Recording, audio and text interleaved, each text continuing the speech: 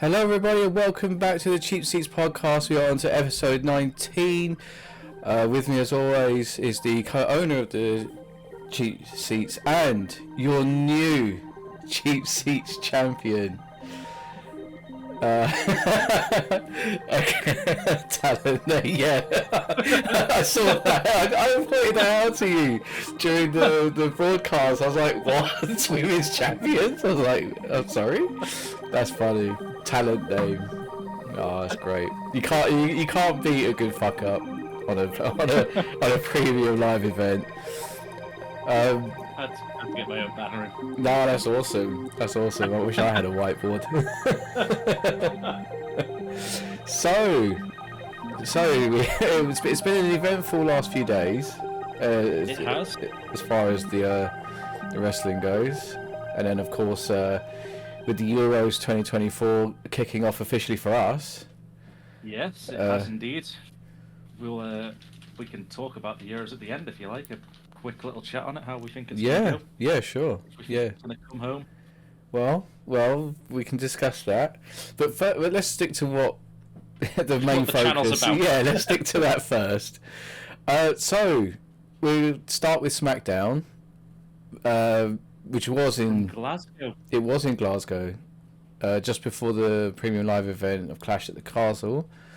It was more. I think a lot of this was just scene setting. I think.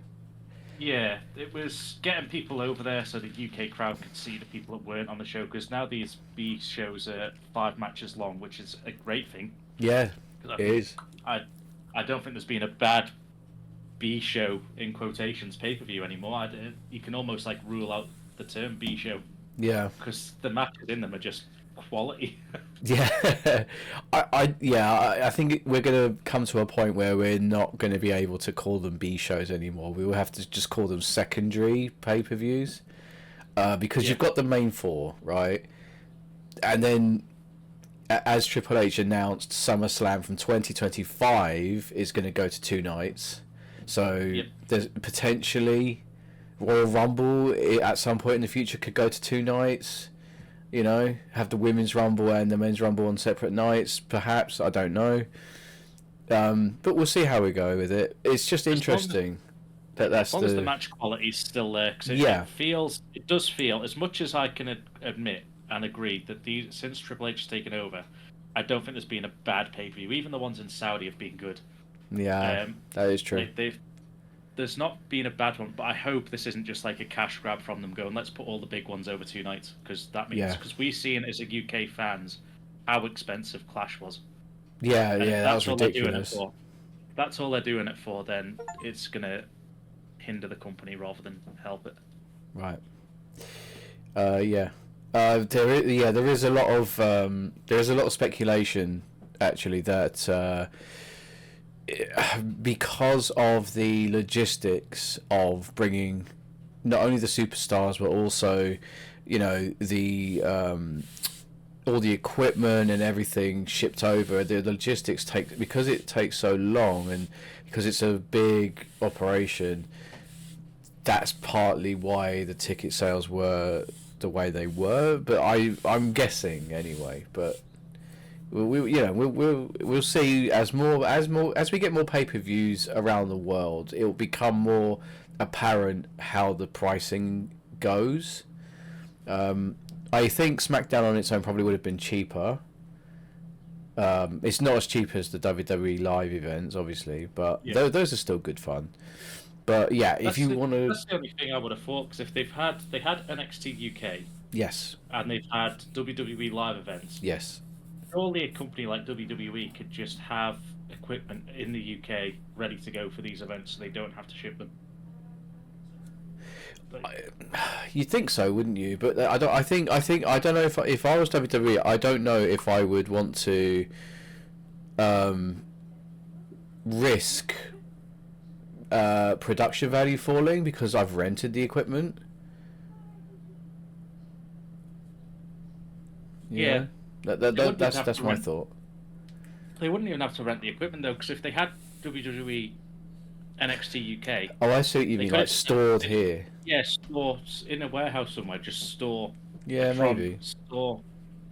Maybe. Because they know it's theirs, they know it works, and it would make the prices cheaper for travel and tickets. Yeah, that is true. That is true. I thought overall I thought the event was fine. I'm quite happy for cards to be 5 matches long. Absolutely. Even big pay-per-views, if they're going to be 2 nights, 5 matches per night, that's 10 matches over 2 days. Like big storyline matches gives, I've always been the advocate of matches need time and they need, you can't just have a 5-minute title match unless you're doing like a massive swerve, like the finger poke of doom or something like that, then you could go, okay, fine, but yeah. So I think we should start breaking down SmackDown because it was just a filler lead up to Clash at the Castle. So well, I believe we had Naomi versus Chelsea Green to begin. Again, indeed. My website might be slightly different to yours, but excuse me. Yeah, so we had Naomi versus Chelsea Green. Bailey was at ringside, cheering on her teammate. Yeah, Chelsea came down to the ring, and they got so many cheers. Like, the UK crowd is always known for being a bit of shithousey goes on. Yeah. But Chelsea Green deserves it. And she just, over this weekend, I think she's gone to like one of your top 5 wrestlers of all time at the minute. In terms of entertainment, you sent me a message which we'll get to during Clash of the Castle that you just fell in love with Chelsea Green. I've always liked what she does because she's like harnessed the theatrical side of professional wrestling, or but yeah, she came down to the ring at the start, just basically saying that we'll be your new champions. Rise for your hometown girl. Yeah, like full on screaming at the crowd. Yeah. She's doing great. I mean, that was at Clash. Yeah. Yeah. No, well, she did it on SmackDown as well. She was. It was in Glasgow, so she was saying tomorrow night will be this, that, and the other. So rise for your local hero. Right. This, that, and it was great watching these Beckham. I don't think Piper needs the mouthpiece, but I'm so glad she's got it in Chelsea. Yeah. Because they make a great duo. Yeah. It's just it's almost like the kids at school, isn't it? You've got the one loudmouth that's like thing, and then they just go hide behind the big hard guy. Yeah. That's essentially what Chelsea's doing. Pretty much. Naomi won, of course. Yeah, they needed to. They're probably going to set up for later on, but for the match at the weekend. But I'll touch on it now because I don't want to keep bringing it up through this sort of like this segment of the podcast. But I don't know if there was sound issues that night. The crowd seemed so flat on the SmackDown show. Yeah, they seemed really like I can't fault them at Clash at the Castle. Fantastic crowd, probably best crowd of the year. But then the SmackDown, I don't know if it was like someone in Gorilla was muting the crowd, so the Clash crowd seemed more active. Yeah, you did. Yeah, you did message me and ask if I thought that they were having sound issues.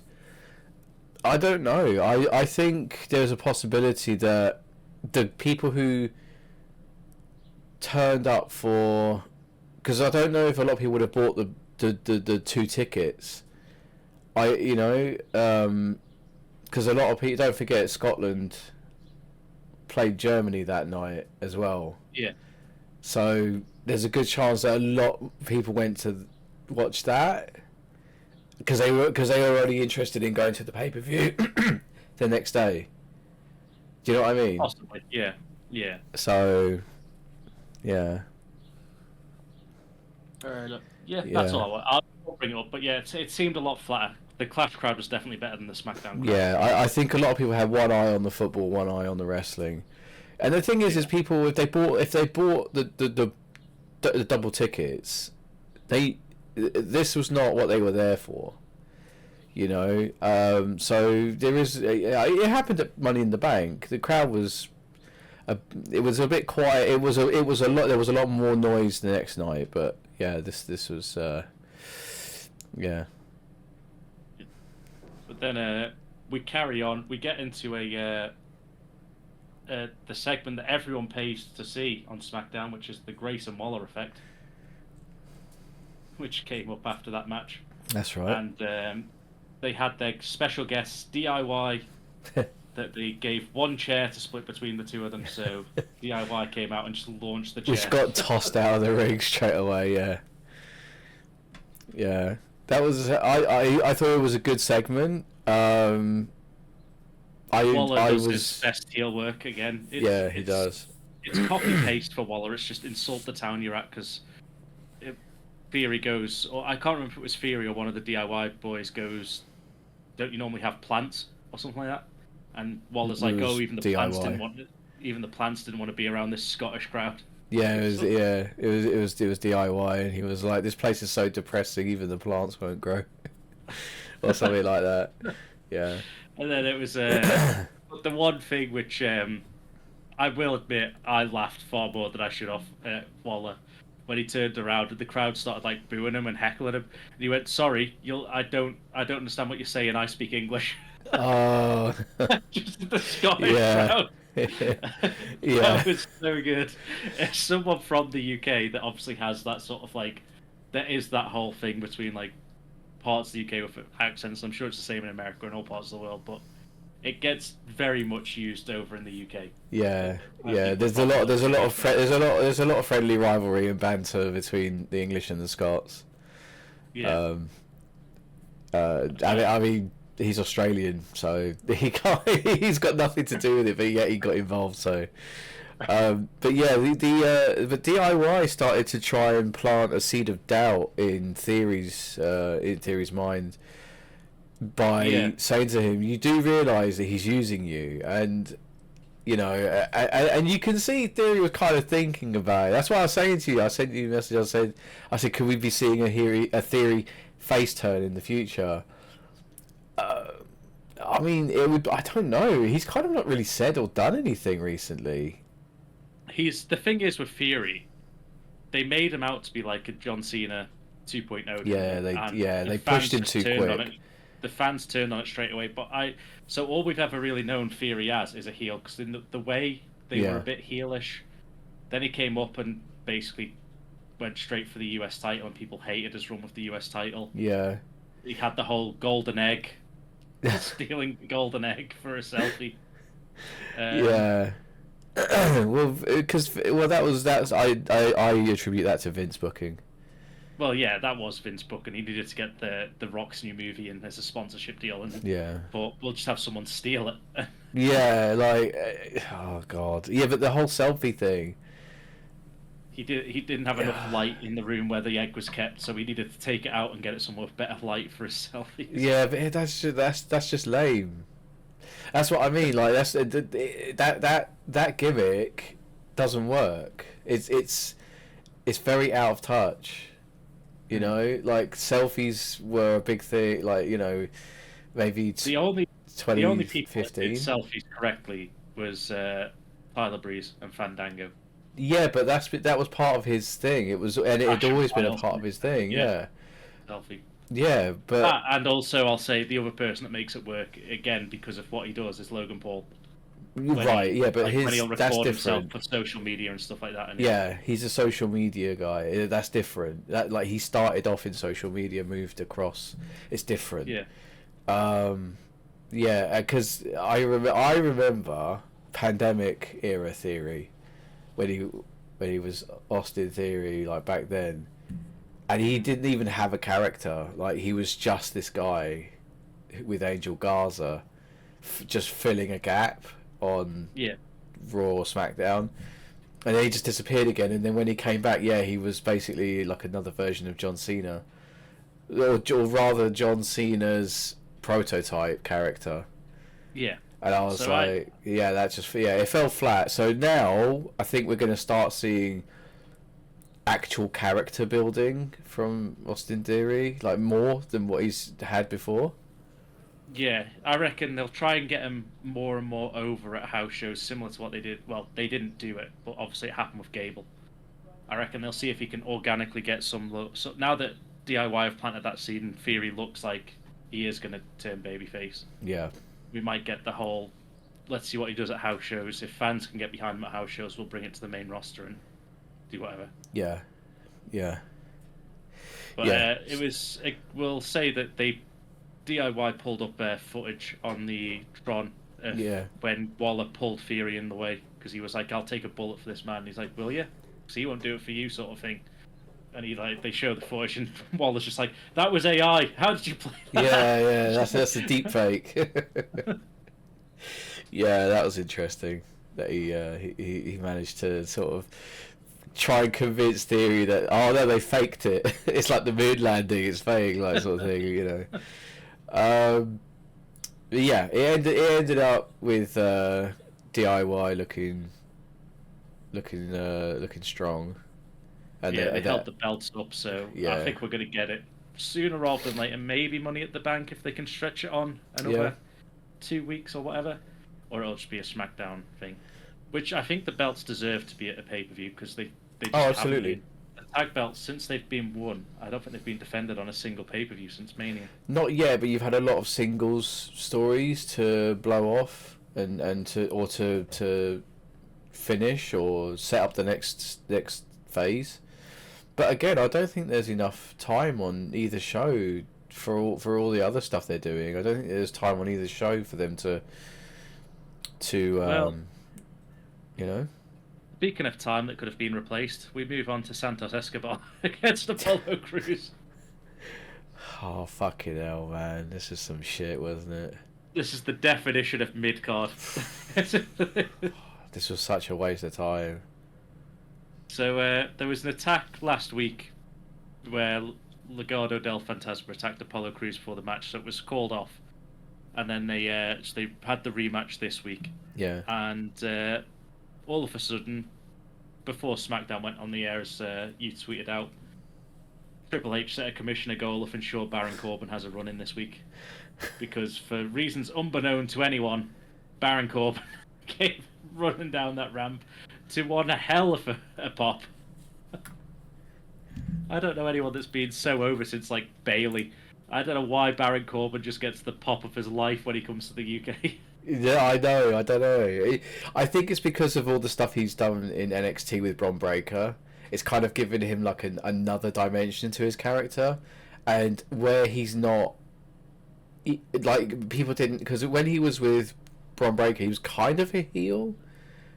But then now they've split up. He's kind of not got any direction. So like, what do they do? Okay, well, he can be one of those in-betweeners who sticks up for his friends, you know. Yeah. So yeah, there is that. Yeah. But yeah, at the end, Santos Escobar won. Yeah, he did. Yeah. Legado del Fantasma, looking strong as they go on. But again, I say they were looking strong. It was against Apollo Crews, who's done absolutely nothing. For the longest time. That's so mean. That's so mean, because poor Apollo Crews, he got proper fucked over with that stupid gimmick of the Nigerian thing. Like, not that it would have worked if that was his gimmick from the beginning. It would have been fine if that's how he presented himself, but he didn't. And then all of a sudden, he just decided, you know, fuck it, I'm gonna do this, and it didn't pay off, and it didn't, you know, people didn't like it. It's almost like he did the opposite. Do you know when John Cena turned up, and after a while out, I think it was John Cena anyway, and he's speaking to Kofi Kingston, and he goes, "Not got the Jamaican accent anymore." That was Triple H. Triple H. That was DX 2.0. Yeah, it was like, I don't do that anymore, or something like that. It feels like the opposite. He didn't. No, he just went. He said, "Weren't you Jamaican?" Like that, and Kofi was just like, huh? He's like, "Oh fuck you!" And he didn't even acknowledge it, because he was so like, "I can't believe you just fucking called me out like that." He didn't even acknowledge it. But yeah, it was Triple H. Yeah, Apollo Crews feels like the opposite. He went from this smiley, happy sort of like American to 1 week just suddenly having a Nigerian accent again. Yeah, and like being like, "This is my heritage" and stuff. And like, yes, that's true. Like, okay, that's cool that you want to get in touch with your heritage and stuff. But I felt like it was so over the top, which is very stereotypical as well. Yeah, it was Vince that was doing the book and behind heritage. Thank you. That's exactly the word I was looking for. It was so stereotypically over the top. Do you know that it was almost uncomfortable? Because after knowing Apollo Crews' way his character before, and then he went through this phase. It's kind of like, well, no one could buy into it for a start. You know, you can't shift a character's personality so hard. Like, look at Seth Rollins. He's a perfect example. Okay, so he was the architect in the Shield. Okay. Granted, because there was 3 of them, they didn't really have to do much, but he did talk quite a bit. Yeah. Then he became Triple H's Plan B, okay, and he was just Seth Rollins, and he was like the shit-faced heel, you know, cowardly, whatever, classic, right? But if you look at all, aside from like maybe the Monday Night Messiah for because the pandemic era WWE was a weird time, and it's kind of like if universes like blended together. So I kind of discount anything that happened in that time. I kind of like, I don't really count it that much. Like, it doesn't stand out as thing, because everyone was just trying to do what they needed to do, right?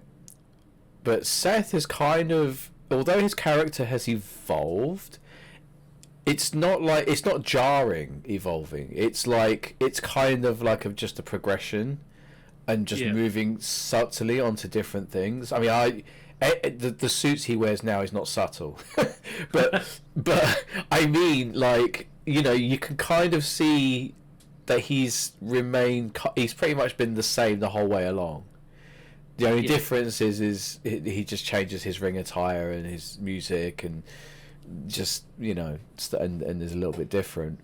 Like Roman Reigns he was always Shield guy, and then he went away for a bit, and when he came back, he was this new version of Roman Reigns, the Tribal Chief. Came back with a different mentality, a different attitude, you know. He wasn't trying to get people to like him anymore, like, you know, and stuff. Like, so much better, you know. Anyway, let's not get hung up on Apollo Crews, because, you know, now we're wasting time. Then after that was Nia Jax versus Mia Yim. Let's swiftly move on, because we can... someone who's never watched wrestling could just see who won this. What? How dare you, sir? How dare you move on when my bay and spirit animal was a guest commentator, and she's not been on a TV show for weeks, and then you try and skip over it? She was on commentary! I don't care, I can talk about the commentary. Okay, so the commentary for this match was fantastic. Tiffany Stratton was on commentary. For what reason? I don't know. To keep she got flattened by Minchin. So I think we're going to get Minchin versus Stratton as the next feud. Why? She should be challenging She should be challenging Bayley. What is this? Have WWE just casually forgotten that she was in a triple threat with Bayley and Naomi less than a month or two ago? What is this? What is this booking? I don't know, but at least I'm going to get my spirit animal back on TV soon. That's all that means. Right. Okay, now we can move on, I guess. We also had a promo between Cody Rhodes and AJ Styles, but they did not say anything or do anything that we haven't already heard. They tried to get under each other's skin, and it was the normal before a match. They couldn't let them brawl because they were in probably the hardest hitting match of the night after on paper. Well, when we get round to it, we can talk about the actual the match itself. So you don't want them to go into like a brawl and end up hurting each other before. You don't want someone to get hurt before a big event. No. We then got a promo, a video promo of Logan Paul where he was at a Tetris competition, and he kept saying he got his ass handed to him by 14-year-old kids. And all this, but he's like, I like to push the boat out, and then you see Logan Paul going back to his home, and here it says on the WWE website that LA Knight attacked Logan Paul in the Mavericks house. No, he didn't. And it was a brutal assault. Like there was blood everywhere. There was Logan had to be airlifted out at the end. There was honestly vases got smashed. His glass window got put through. His car got slammed like all the way through that. What happened was LA Knight was sat in his swimming pool and then just walked out. I know. Yeah, and I know. He was. His friend Logan Paul walks through and one of LA Knight's entourage just walks up to him and goes, "Oh hey man, like really horrendous acting on this guy." He goes, "Hey man, your friend from LA's here," and Logan's like, "What? What friend from?" And then it suddenly dawns on Logan Paul. He's like, "Wait, what?" And he's like, "Your friend from LA? He's out the back." And bear in mind, Logan's like, "Where?" Like looking really shocked. But then as the camera pans around, it's literally an open double door window. That he's like, where? Like it's like a pantomime, He's behind you. No, he isn't. Fucking hell. And then Logan Paul's just like, "Go get security." How did he get past security anyway? In fact, no. Tell security he's fired after he kicks him out of the house. This will be his last job. Right. And he's like, "What are you doing here? This is too far." And LA Knight just goes, "All right, yeah, it is. I need to pee. Do you mind if I pee in the pool?" And then he just like gets up, gets his clothes on, and goes, "All right, I'll see you next week in Chicago," and just walks out of his house. Such a fucking pointless segment.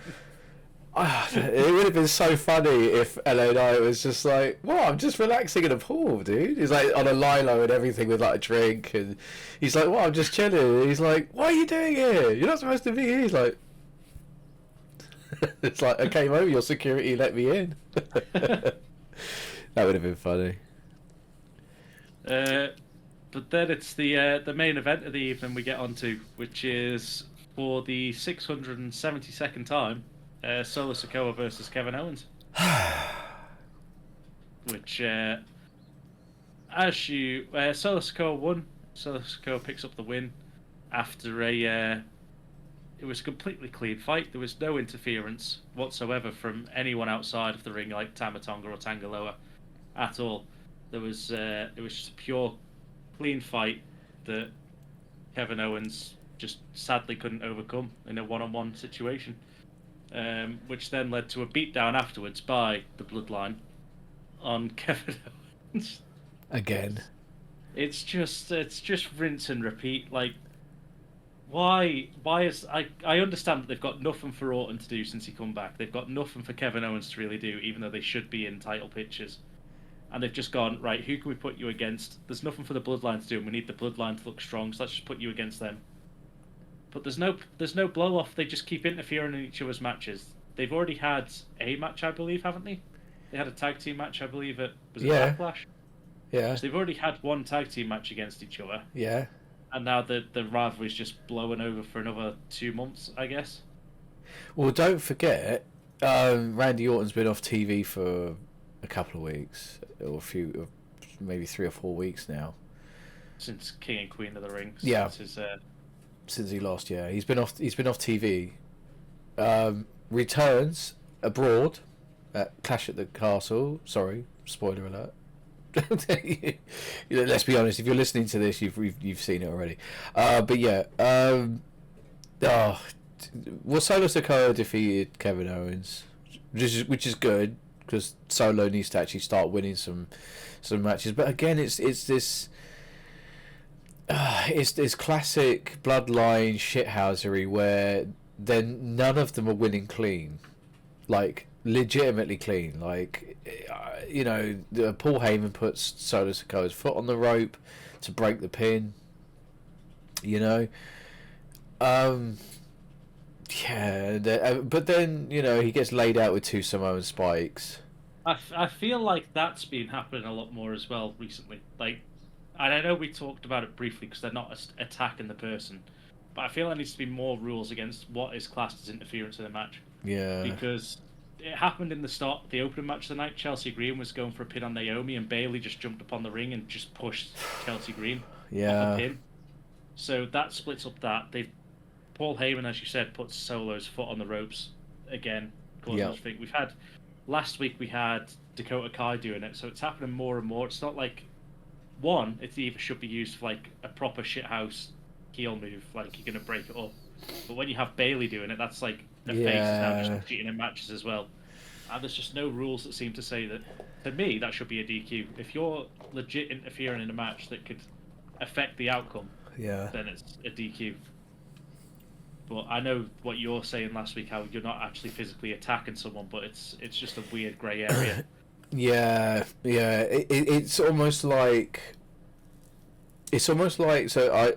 I know I've mentioned this before, but I'm watching a series on YouTube called Reliving the War, and it's the Raw versus Nitro, it's WWF versus WCW, the Monday Night War, and the person that does it compares both shows at the same, like as they were playing at the same time, sort of thing.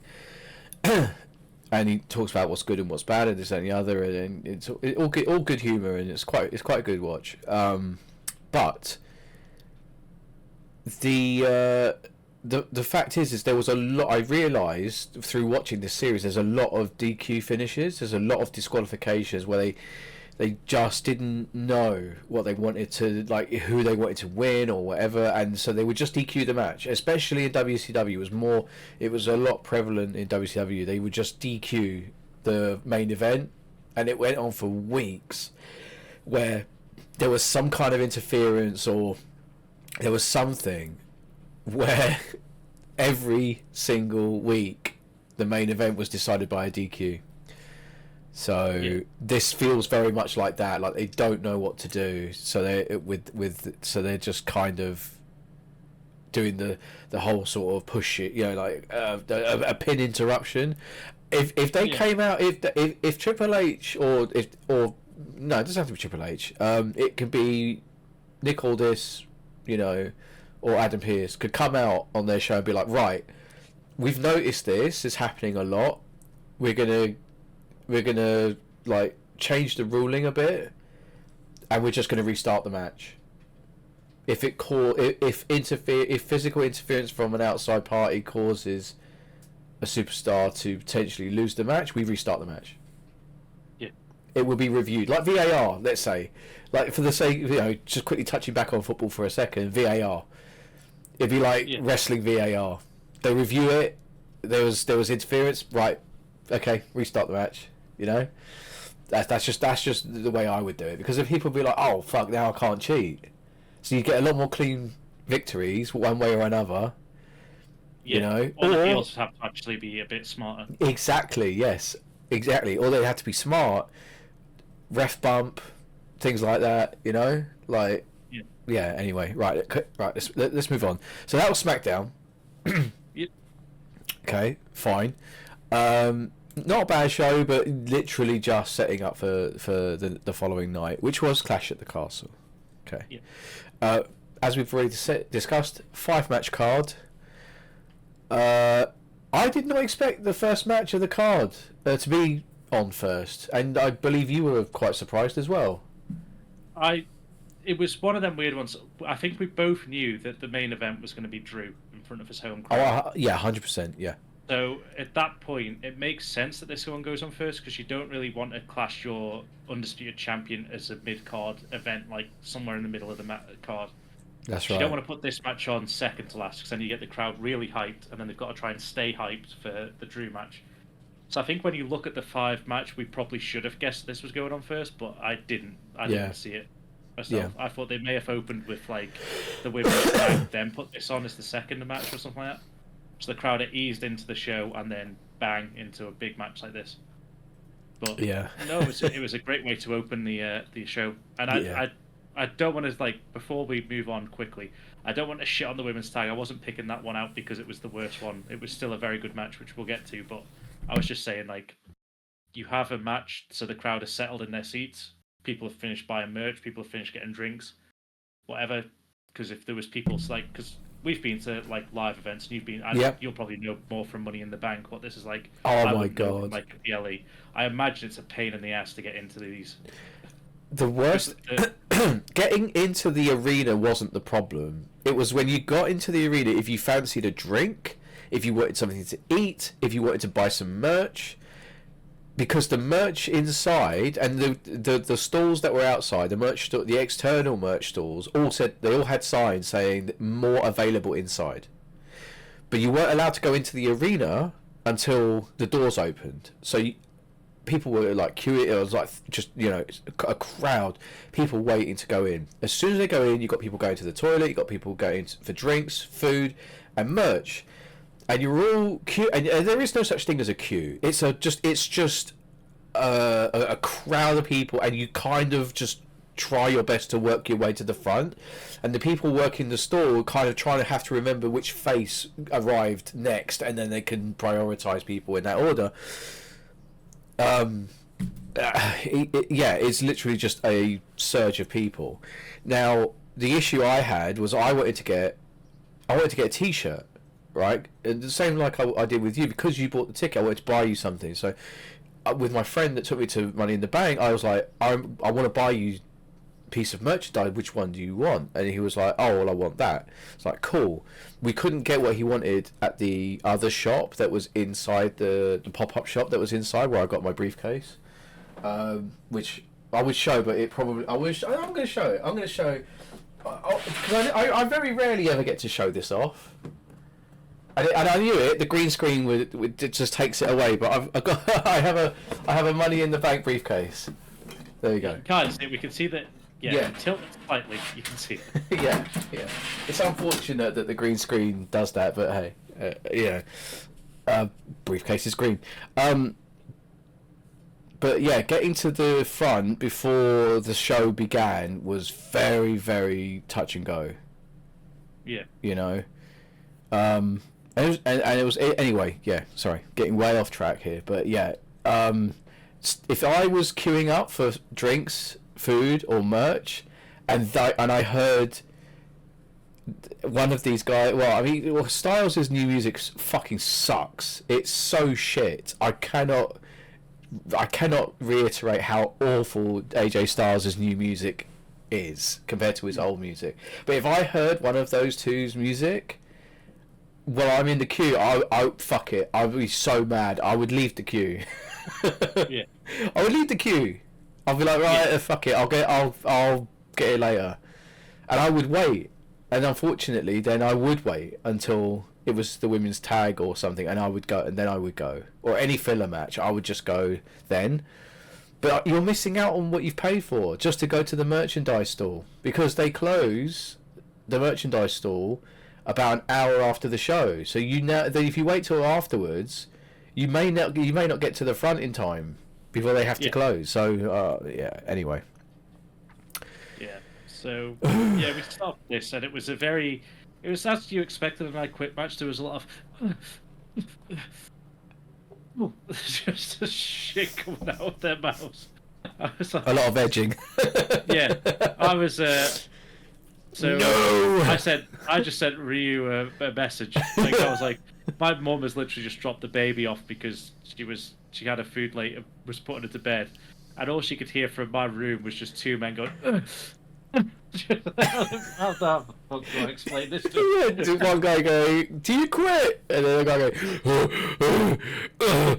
"No." Just two men grunting. But it was a good match. It was a very good match. For an I Quit match, I was like, oh, here we go. All around the fucking arena, for some bullshit spot at the end. But it's actually really good. There's only one thing, which was like... Don't talk about the handcuffs. Don't talk about what? Don't talk about the handcuffs. Well, no, there's that. With the chain of foot long chain of handcuffs, so Cody could get it away. No, the only thing I felt was bad about this match was when they went into Gorilla. Yeah. And they had the blood. Yeah. There were some creative spots in there, but Triple H and Bobby Roode could not look less interested. Yeah. Triple H was literally just sat there like this. I saw him because he sat back. Back in the day, you'd have like the people cowering because these are superstars coming forward towards you. Triple H was like, fuck off. Yeah. Just like, will you get the fuck back through that curtain? Yeah, he was literally. You sort of, because the camera guy. Okay, I will give props to the camera crew. They have their perspectives very, very well done. When he came through the curtain, he was very conscious of keeping it focused on just that, what's happening. But because of how wide the lens is, they kept. They would, like, where they would shift, they'd accidentally catch Bobby Roode and Triple H, and Triple H was like this initially, watching the monitor, even though it's happening right there. He's watching the monitor and stuff because he's obviously in charge of everything else. But he can't. Then you see him just sit back in his chair, like, to avoid being on camera, and I was like, oh, okay, and then. Because but I unfortunately for me, like, things like that distract me. Things that are going on in the periphery, I always catch these things. I hate it because sometimes it's so distracting and I miss something. But yeah, they were literally like, what are you doing back here? You know, yeah, they were literally, they weren't bothered. They're like, better not fucking touch me, mate. This suit's expensive.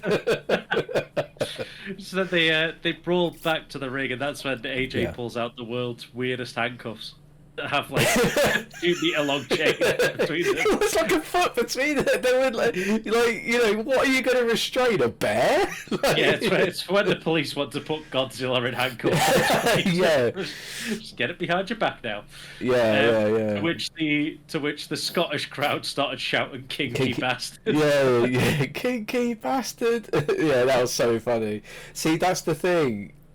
While the French crowd had their own style of, like, being very vocal and everything like that, the UK, we're just known for shithousery. Like, well, we should be known for it, like, just banter, and we will we will do stuff like that.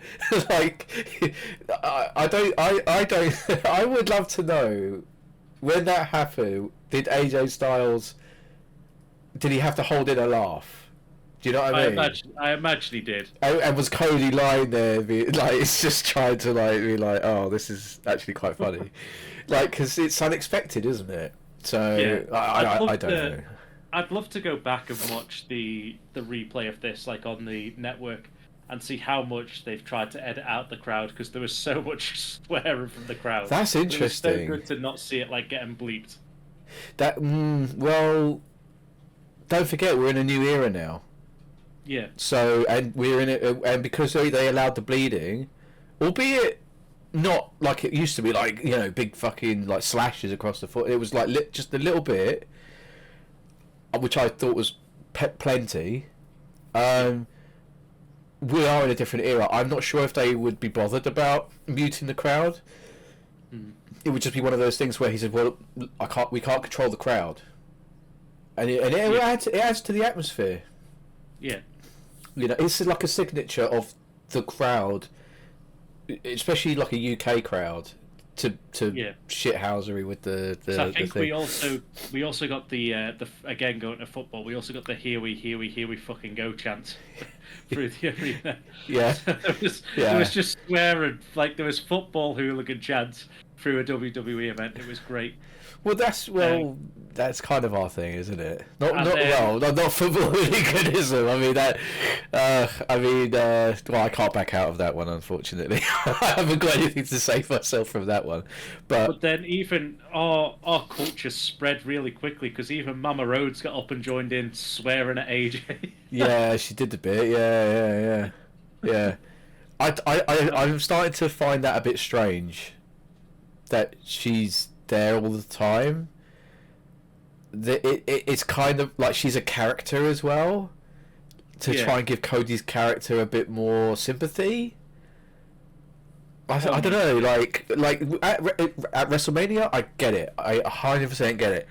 Yeah, why does she have to? That was him trying to finish the story. WrestleMania, she would have been there. Yeah, but why does she have to be? Do you know what I mean? It just feels weird to me. I don't know why she has to be there now. She doesn't have to be there now. They should move them around the arena a bit, because we'll touch on this later on. But they're always in the same place. Like Drew's family was sat in that space. There was the winner of the tag team match was sat in that space, which we'll get to. I don't want to spoil it just yet, but, like, so what you have to do is sit there and go, how you doing? And then they like say, for example, like the next match, they come back like a deep South accent, like, oh well, AJ's winning. It's like, That must be like the superstar guest family area, you know. Yeah. It's starting to feel very played on, Going to slap heard around the world as well. Oh yeah, that's true. Mama Rhodes has got one hell of a hand. I think The Rock was shitting himself. She fucking clapped him. Did you see his face? It was a bit red under his beard. Yeah. She slapped him. He probably said like, "Go for it. When I come over to you, fucking rock me, like knock my head off." Do you reckon AJ went up to it, like seeing Mama Rhodes? Yeah. It's just like, she's a sweet old lady. I can tell her to hit me and it's not going to hurt. And then she just belted him. Yeah. The first one, she messes up completely. Yeah, like she missed him. Like, small slap, and then she just goes for it. She kind of brushed him like that, and then the second one, she locked in and just he fucking does that. Like his head just like shoots back. He's like, oh fuck. Bless him. There was a really good spot with a brainbuster on the announce table. Yes. I initially thought they fucked up a suplex until I saw it. I was like, oh, okay. So, because I was at work. You know I was at work. So I was kind of like watching while paying attention to what's going on at work. And I glanced down and I saw him lift him. And then as I looked up at I look back down and I see the way he landed. I was kind of like, oh, I was like, shit, did they fuck up a suplex? Like, did Styles like drop him or something? And then when they replayed it, it was a brainbuster. I was like, oh, fucking hell, okay, because that always looks horrendous to me. That looks scary. The two of them have worked together all over the world. They have great chemistry, these pair. Yeah. The only other thing I will say for this match before we get to the finish of it is, well, all these moves look impressive and they would make me just say no. I'm done. Like, none of these moves are ones that would normally make someone say I quit. Like, you think of back to I quit matches of the past, it's like someone's like being levered with a chair several times, someone's been trapped in something, someone's done this. Yeah. But they were like, here's a suplex, ask him now. And it's like, he's not gonna quit after that. I know, I see what you're saying. Yeah, you want to really punish someone and then ask him. This stipulation should be you can take no more pain. Yeah, you are in agony and you're You done. get out. It shouldn't be just like let me hit it like a standard move. Yeah, hit a body slam. Ask him. The guy's like, no. Like he's so confused. Yes, no. Actually, no. There's one more thing. I want to talk about before we get to the actual finish of the match. Right. At one point in this match, Cody Rhodes passes out. Now, to me, that is him quitting. That is him quitting. Okay. Because if you pass out due to pain and you cannot defend yourself, surely that's endangering. Because the referee that's then a TKO.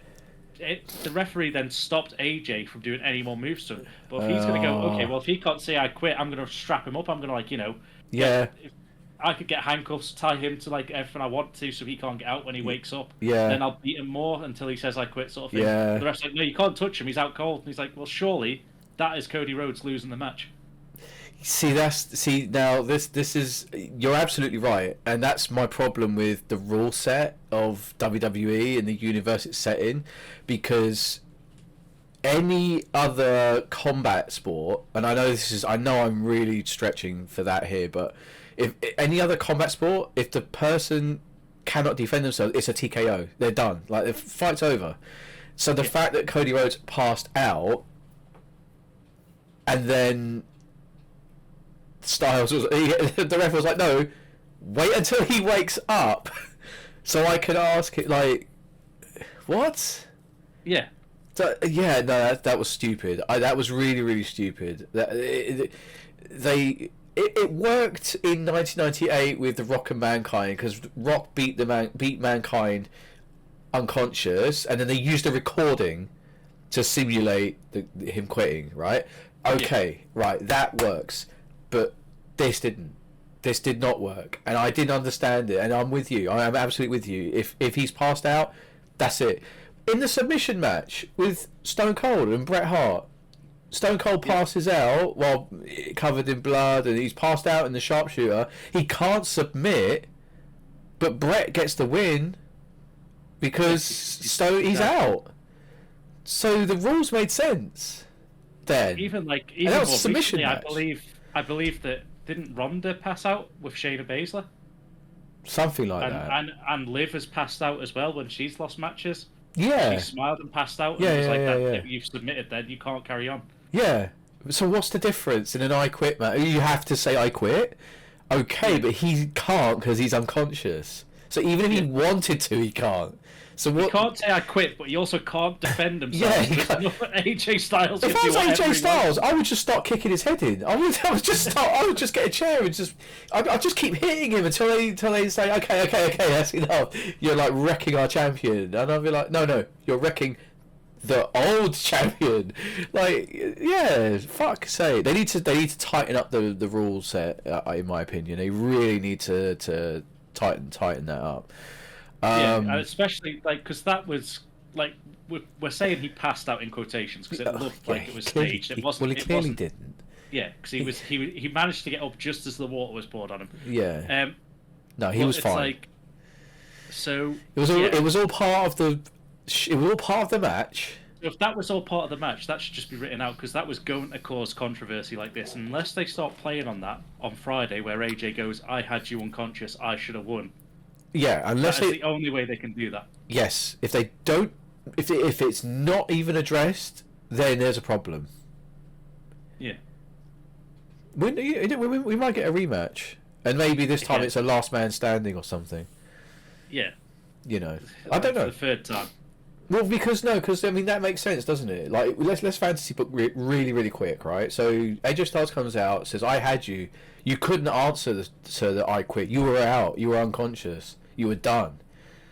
And then by some stupid rules, you got the victory.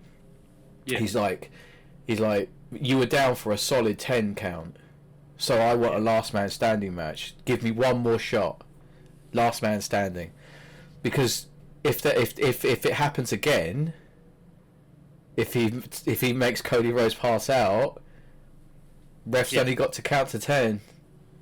AJ Styles is champ. Do you know what I mean? Like they could and that tightens that part of the rule set now, so that it sets a precedent, so that in future I Quit matches, which thankfully they don't do a lot of, in the future, they can say, they changed it now. If you pass out, that's a loss. So. Yeah. Anyway, right. Let's move on. Otherwise, we're gonna. So we get to the end of the match. Cody Rhodes handcuffs AJ to the ropes, and then he goes out, launches a set of steel steps into the ring, and then picks up the steel steps above his head, and AJ just goes, "I quit." He doesn't want to be beaten to death by his set of stairs. Okay. But then the babyface Cody Rhodes puts the stairs. No, he doesn't. He launches the stairs at AJ anyway. He hits him anyway. Some good fucking guy Cody Rhodes is. He's like, I quit. Get me out of here. And Cody Rhodes just holds the stairs and then just goes, nah, fuck it. He asks his mum. He asks his mum if he should hit him with the stairs, and she says, yeah, hit him. So he fucking hits him. What the fuck is this? What kind of fucking champion is this? What example is he setting? Someone's finished the match. You're still gonna hit them with the stairs. It's ridiculous. The Twilight Zone doesn't end there because Cody goes up the ramp to celebrate, and he's joined by Solo Sikoa. That was so funny. I said to you. We have this weird moment, almost like pantomime-esque, where the crowd is saying, cheering, so Cody knows something's happening, but he looks over the wrong shoulder, and he's like, that's fun. Yeah, that's fun. Yeah, he looks over he looks over the shoulder where he's like, there can't be anyone there. Sorry. There can't be anyone there because of the way the ramp is. Yeah. Or, the entranceway. There's not even a ramp. But he looks over the rock because he's up against the barrier. So he's like, "Was it a fan? No, Oh, it was Solo's ago. And I said to you that Solo should not have said a word. Or he could have either just stared him down, or he could have just said a couple of things and then walk away. But we end up with another fucking Bloodline versus Cody versus Kevin Owens versus Randy Orton brawl. Yeah, it was a way to get a cheap pop for Orton, because when Orton's music hit, the crowd went wild. Yeah. But he literally just was like, "Hi, bye." He didn't even RKO anybody. The only thing I'll point out at the end of this match, which I could be reading into it wrong, is while they were celebrating, because the good guys fend off the Bloodline. While they're celebrating, Orton's looking at the belt. Yeah. He's not looking at Cody, he's looking straight at that belt.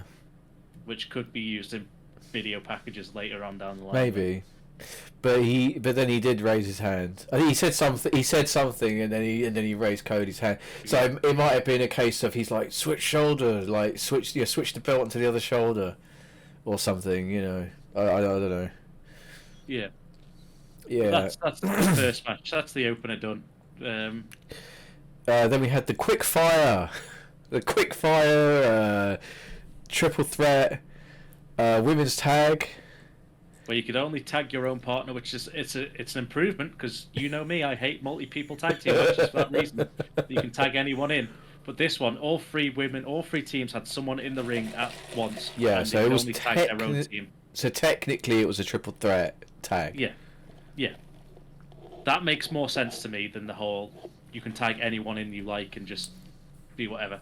I hate them matches. Yeah, that was always bollocks. But it was a good match. This was very good. Yep. Yeah, very good. All the women involved put on a great performance. There was starts off, and as you would expect, Bianca Belair and Jade Cargill just dominate everyone. Yep. So then the heels do what heels do best, and what they should be doing is they just get on the outside of the ring and they team up. They have a little meeting. They just gather around. They just go, right, okay, look, let's team up. We'll take out her. You take out this one. Yep. They team up. And they did. Yeah. They team up because we're heels. Yeah, we're against each other, but we're both bad teams. Yeah, we're both bad guys.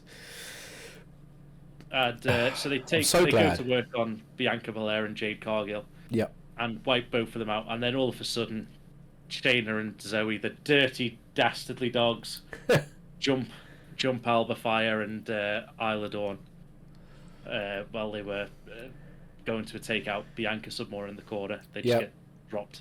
Yep. Which is fine. Into sort of the end. Yeah, it spirals into sort of the end game. I tell you what, some of these women would have took nasty landings because of Bianca Belair.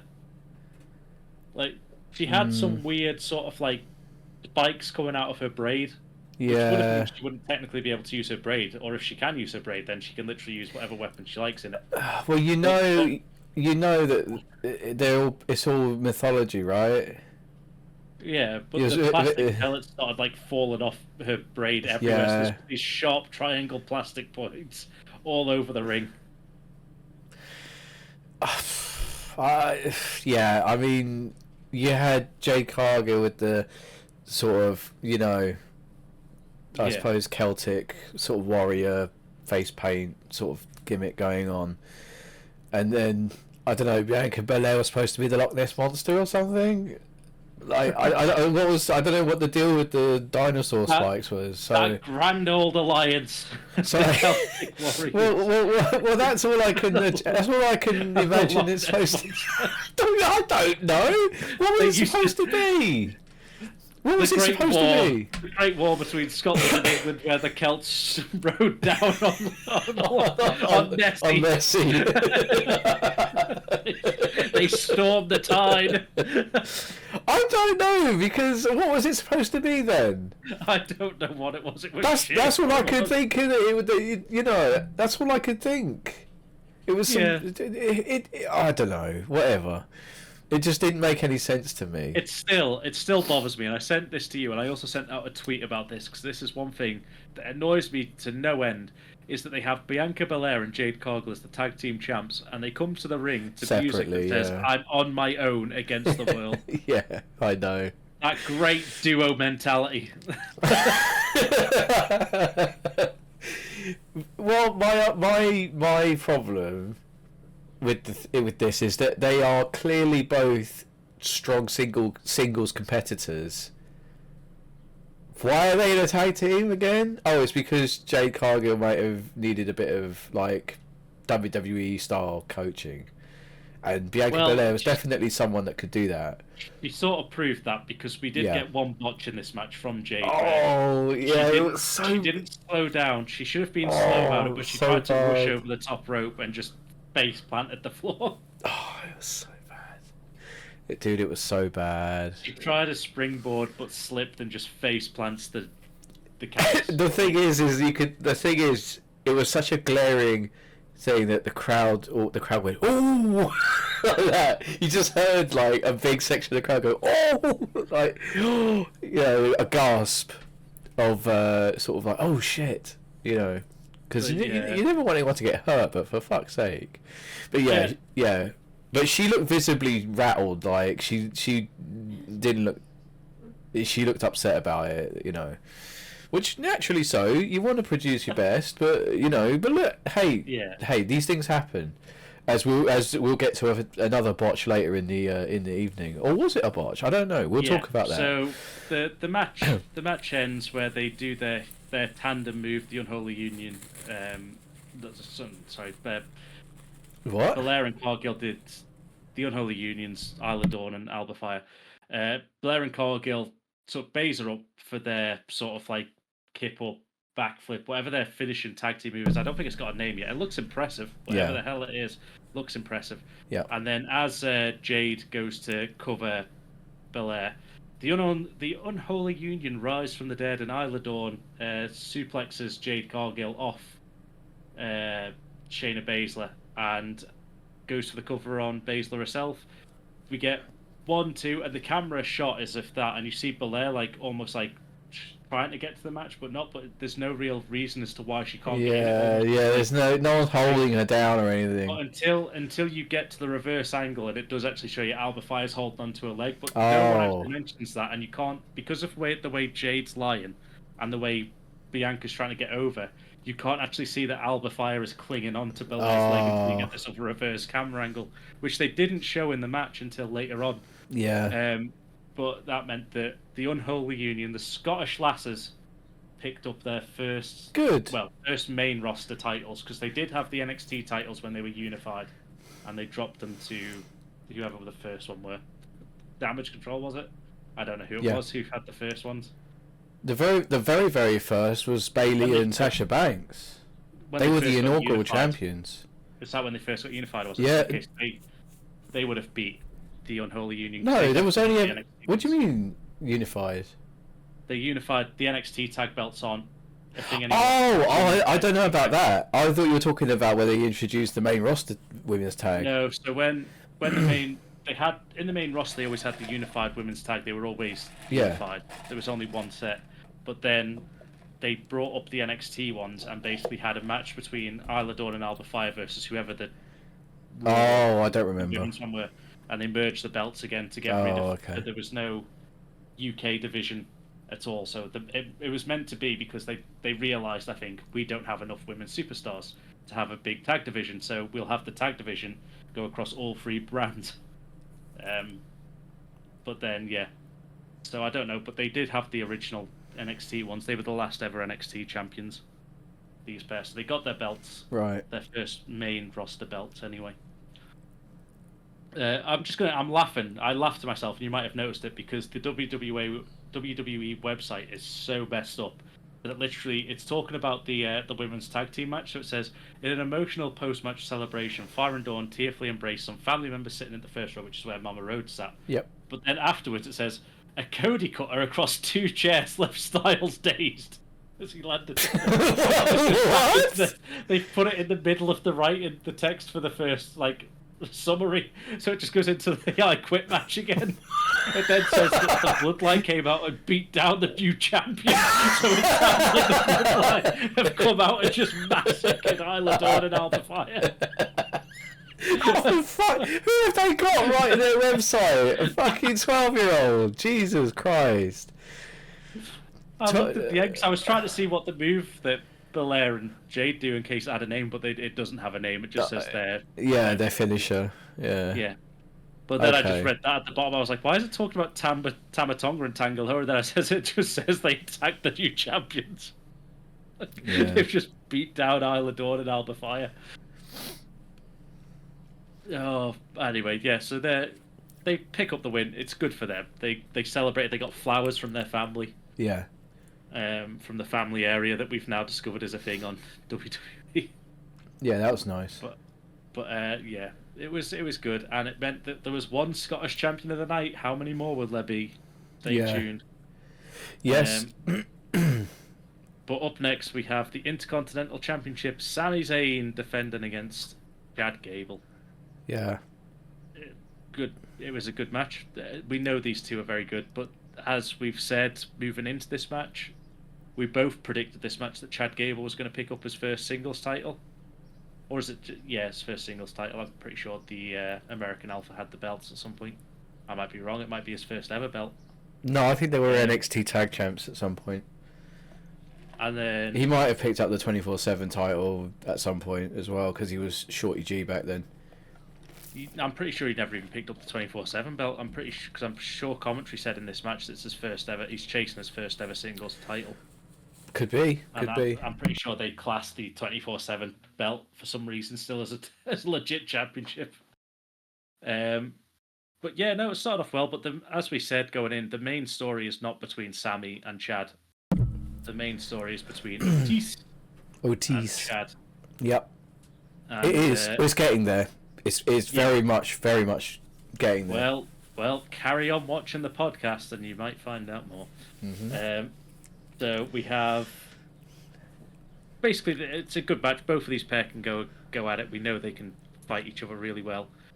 Hitting hard moves, fluid moves with each other. But then, at one point, Chad tells Otis to grab the IC belt and give it to Maxine for some reason. And then, so Otis does it. He passes the belt to Maxine Dupree. And then Chad Gable does the heel thing of distracting the ref, and as he's distracting the ref, yeah. He's like, him. The referee's like, him. what do you do with that hand? And he's like, nothing. Yeah. He's like, no, listen to me. Yeah.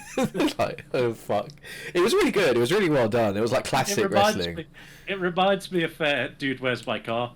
You know, when they're trying to get in with the Zoltan guys, and he's like, take the fire extinguisher and them two on the head. It's just like, just like they turn around, look at him. He's like, oh, for God's sake! I'm just expecting Chad to roll out of the ring, pick up the IC belt, like go to Maxine and go, hit him like this. Yeah, like take her hands, and be like, yeah, on the head, hit him like that, and then he gets back into the ring. Right, ref, where were we? I'm sorry. Yeah. I mean that would have been a comedy spot, but I think they're trying to keep this a bit more serious. Yeah. Meanwhile, the crowd are hot for Otis. They're hot for this side of the Alpha Academy. Yeah. Akira Tozawa is just collateral damage at this point. Maxine got a huge chance, which she deserves after what happened in America. She got. This just shows how spoiled the American fans are to do things like that, and then when she comes here, the reception she gets, the support she gets. That's what I'm saying. There was a whole chant halfway through, and this wasn't actually at the time when Maxine had the belt in her hand. No, she was just there. The fans just chanted her name and started chanting songs for Maxine Dupree on the outside. Yeah. And I'd have loved there to have been a camera angle where we got Maxine's face, because I don't think she would have been expecting it. No. And I reckon she wouldn't have been able to like hold in anything for that. She might have been smiling a bit, Yeah. Good for her. Otis was in his element. He was loving it. He was having a great time. Otis had gone back to his peach Mandy Rose time when he was over as anything. He's gone back that way, which is interesting because I was never really a fan of the whole Mandy Rose thing. I always thought it was a bit like a bit tired. Yeah. So anyway, but we get to the point where Maxine doesn't hit him, so Chad hits Sami's down. And then he tells Maxine to get up on the apron because he wants to bollock her. So Maxine climbs the stairs because she's got one leg in a cast. and she's talking. She's like scared. She deserves an Oscar for her acting skills, by the way, because she's doing so well in this group and the way she is. And as Chad's talking to her, Sammy runs for a haluva kick. That's right. And Chad just rolls out the way or moves out the way. Sammy nearly takes Maxine's head off, but he stops himself. Yeah. And then later on, Chad gets out of the ring, locks the ankle lock in outside the ring, which the referee, for some reason, just doesn't count at this point. He's not doing a 10 count. Yeah. Again, this is why referees are fucking pointless, in my opinion. And then he hangs him then over the guardrail and locks in the ankle lock again, to which Sammy gets off the guardrail and then rolls through sort of like Eddie Guerrero on Angle style, where he's like took his boot off and just like rolls through. Yeah. But Gable goes flying forward and chop blocks Maxine's broken leg. Yeah. Right next to Otis. Yeah, and then all of a sudden you just like get. He just looks at him like. Yeah, he's like, no, God, no. He's like fear comes over Chad, and Otis is just in rage, just looking back at him. But he's just like, how do I get out of this one? And he can't. Yeah, but it was because of Sami Zayn though. That's the thing. Yeah. So he blames Sammy, and Otis does actually like clock Sammy at this point when the referee's back stand. But not because he wanted to. He wanted to hit Chad, and Chad moved. Yeah. So we get back in the ring, and the Alpha Academy go to leave. So Chad goes walking up, and again, weirdly, rather than looking at in the middle of the ropes up the ramp where they're walking up, Chad positions himself by the turnbuckle for some reason to look up the ring. To where he just meets a haluva kick. Yeah, you knew that as soon as he was stood like in the corner, looking that way. You're like, you're like, here we go. That's it. Match over. That was poor, in my opinion. Booking that as the finish was poor. He should have been in the opposite corner, near the ramp, looking up the ramp, shouting up the ramp. And then he turns around at the last second into a haluva kick. That would have been better. Or there's like what's actually just against the ropes. Sami Zayn? Yeah, what's stopping Sami Zayn from hitting a haluva kick against the ropes? If he's against the ropes, he can just still hit it. But there's got to be something there's got to be a reason why he doesn't do it against the ropes. Yeah, unless it's because they might fly over backwards or whatever. Maybe, or perhaps his foot might get caught on the rope, and then he goes arse over tea kettle, and then so Sammy retains. Chad Gable looks upset in the ring. Upset? Oh my god! It looked like he was about to commit mass murder. Yeah, he literally had like snapped. Like he's just. So that story rolling on quite a bit. I think we're going to get a lot more of that over the next few weeks. I don't think that's stopping anytime soon. We might get the new Alpha Academy with the Creed brothers joining in at some point. We're going to keep saying it until it gets booked. So let's just keep doing that, because then we can say again for like the third time that the WWE actually watches us and listens to what we're saying, because we're literally booking their universe for them. Yeah. So, right, let's move on, because we've got Raw to do after this as well. Yeah, and I've got about I haven't got long left. Let's say that. Yeah. Okay. So we've got the women's championship. Yeah, women's champs. We got Bayley versus Piper Niven. Piper, I was expecting a louder response from the crowd. It seemed. Yeah, me too. It was very diluted. It was diluted, yes, that's a very good word. That's a very, very good way to describe it. Yeah, very, very weak.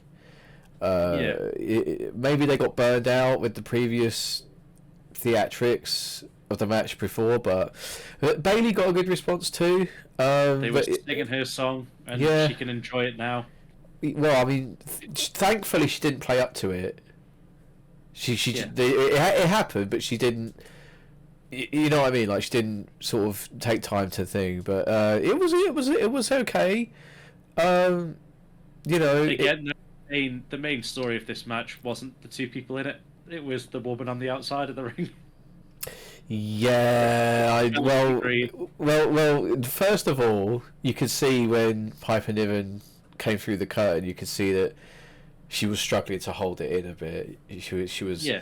She kept sort of like doing the whole sort of I'm psyching myself up, but I'm actually crying inside sort of thing. You know, like bless her. You know. So Chelsea Green, wearing a tartan skirt, a nice blouse, and I don't know if the Scots call it a beret, but it is basically a beret with a bobble on the top. But she came out like that, and I'm thinking that's a really weird choice of outfit, but there's obviously a reason that I'm not aware of. And she's being the best version of Chelsea Green at the moment because she's having a lot of fun. She's on the apron, she's shouting at the crowd. You know, she's like, cheer for your hometown hero, the next champ, and stuff like that. And she's giving out to the ref as well. Like she's up on the apron admonishing the ref. And then there's a point in the match where she gets involved and gets sent to the back. So no Chelsea Green for a while. But we got a debut during this match. We got a debut of a new superstar who we weren't introduced to. I believe their name is El Generico II. Yep. I haven't looked into it, but another luchador. to join the luchador debut. Yeah, to join the ranks of the LWO and the Legado del Fantasma, maybe. It was a lady wrestler in a pink mask, wearing. They must have lost their ring gear and they borrowed Chelsea Green's outfit because they came out with the white shirt with the tartan skirt, and they proceeded to distract the referee again. Obviously, trying to insert themselves into the women's title picture on their debut. Who was also sent to the back. It was Chelsea Green. I love Chelsea Green. So I want her to have a belt. This is why the women need a mid-card belt, because you could put it on Chelsea Green and just let her have fun with it. Yeah. I think it would be really good. You put a mid-card belt on, even let them do the Lay Cool thing where they split the belt in half, or whatever, and have Chelsea use it. I mean, that would be a bit. People would be going, oh well, this is just like that, and it needs. They can't be rehashing old gimmicks, but it might be fun. It might work. I don't know. I think Piper Niven and Chelsea Green. I think they're both good enough that they don't need to do things like that. Whereas Lay Cool were a bit, I think they could have their own belt thing. But Bailey defeated Piper Niven in the end. She got her with a really cool, super rose plant. Which is good because the Bailey to belly is a terrible finisher. And let's call a spade. The one she pulled off against Piper Niven was not a Bailey to belly. It was just falling with style. Because with all due respect to both, I think it was a very difficult maneuver for Bailey to pull off against someone of Piper Niven's size. Yeah, you don't have the leverage from the top rope. Although you've got the ropes that should be able to push you, you've not got a lot of room to plant your own feet and get your body in the right shape. So it was more like in Buzz Lightyear's words, it was falling in style. Yeah, it was. It was, which is unfortunate. But there was but I can't remember how the finish went. But I know it was like a flipped up over the shoulder rose plant thing. It looked really good. So if you go back and watch the finish, you'll see it's a very good thing. But one of the notes I've got here is Chelsea Green always looks like she's having the time of her life, which is wicked. And Bailey landed on her tailbone instead of her back during a suplex, which looked painful. Yeah. Oof. I mean, you just over-rotate, I suppose, and... Yeah, I think so. I think that's all it was. Yeah, maybe she just miscalculated how strong Piper Niven actually is and just sort of thought, well, I'll help make the suplex good, and she pushed too hard and, over-rotated in the thing. But anyway, then we had our finale. We had our match that everyone was looking forward to, and I think pretty much everyone predicted correctly, except for me. But I kind of felt forced to go the other way, even though my brain was saying no, it's not going to happen. But otherwise our predictions videos are pointless. So Drew McIntyre versus Damian Priest. No Judgment Day at ringside. Yeah, no Judgment Day at all, full stop. They didn't actually get involved. I thought we were going to get Carlito because he's not technically a part of the Judgment Day. You did say that. You did. But we did get a single one. However, as good as the entrance was, I felt the match was below par. And I honestly don't know if Damian Priest was hurt. I genuinely don't know if he was hurt, because he could have dislocated that ankle. He could have broke that ankle. Well, now you see now you've jumped the gun, because even before he got hurt, which we'll come to in a second, I felt the match was a bit. It got off to a great start, but then it just kind of slowed down to a crawl. Yeah. For whatever reason, and you said that Drew McIntyre got a almost Mania-like entrance, and I was like, I expected something like this, a grand like entrance for him. I expected this, which is great. It made because Priest got his standard entrance, it made McIntyre feel like an absolute megastar, which is great. Because it's about time he got a bit of credit. But it between the bigger moments, there was just so much delay. There was so much, there was so many there was not rest holds, but like rest periods. It just felt really slow, which I get. But at the same time, you lose the crowd in between all the big, things. Anyway, they wanted, they were invested, they wanted in, but you think they would be loud throughout the entire match, but there were periods where it got a bit quiet, and I was like, they're not holding the crowd. It got better as the match went on, but then.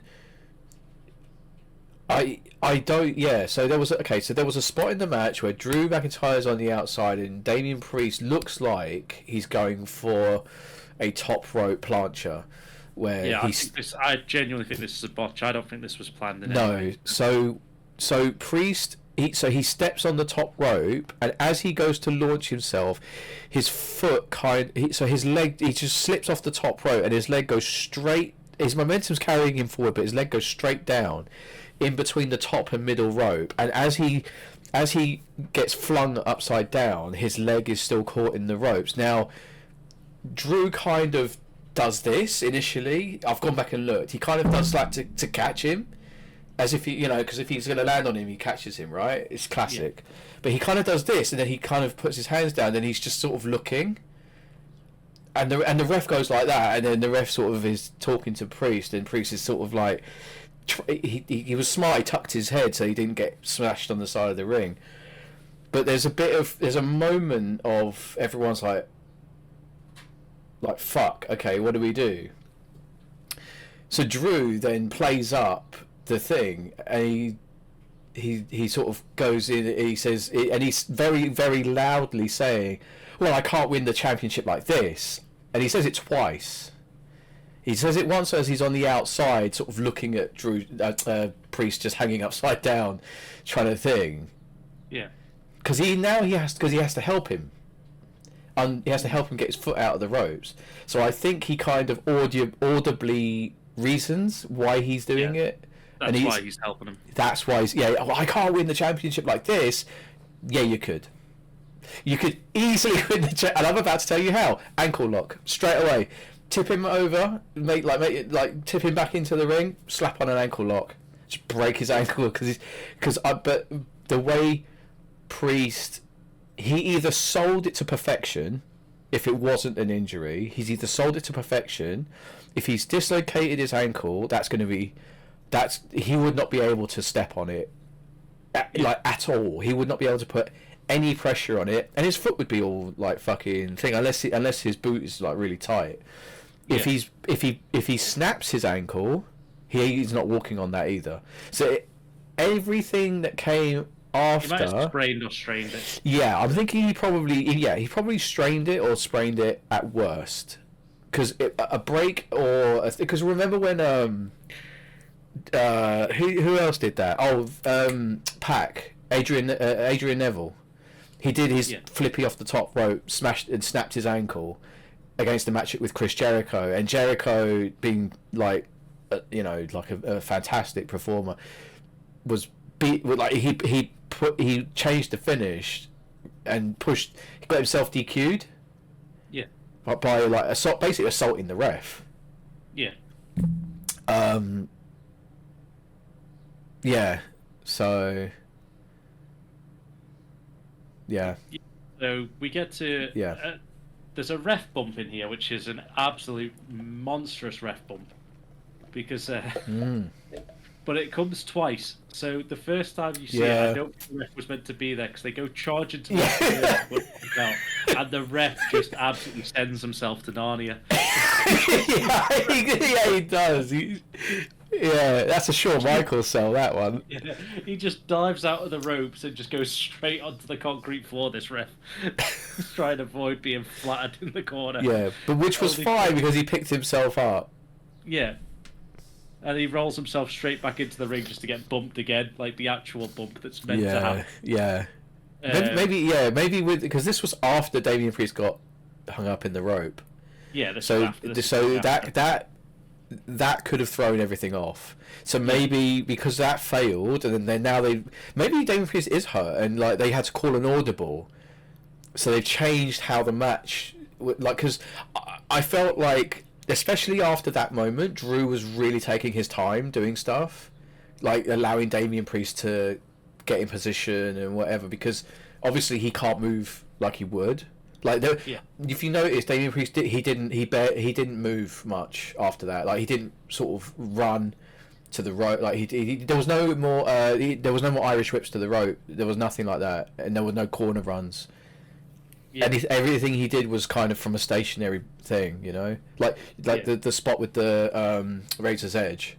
Basically, Drew basically gave himself. Drew basically kicked off the top rope. You saw that. Yeah, because that's the little things you see, and you're like, oh no, you're like, something's not right. I think Damian Priest is hurt, not horribly, but I think he was hurt in the match, because that did not look like it was supposed to happen. And because if you remember, Drew McIntyre went over the top rope initially, and now everyone was like, whoa, oh my god, big man going off the top rope. Well, Priest was only going to do the same thing on the other side and missed.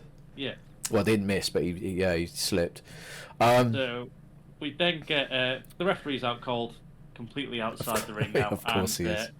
We get a surprise Claymore out of nowhere that just sends Damian Priest to the floor and sends all of Scotland into absolute bedlam as Drew crawls to the cover and then realises there's no referee, but the crowd give the best count and we get to a 10 count.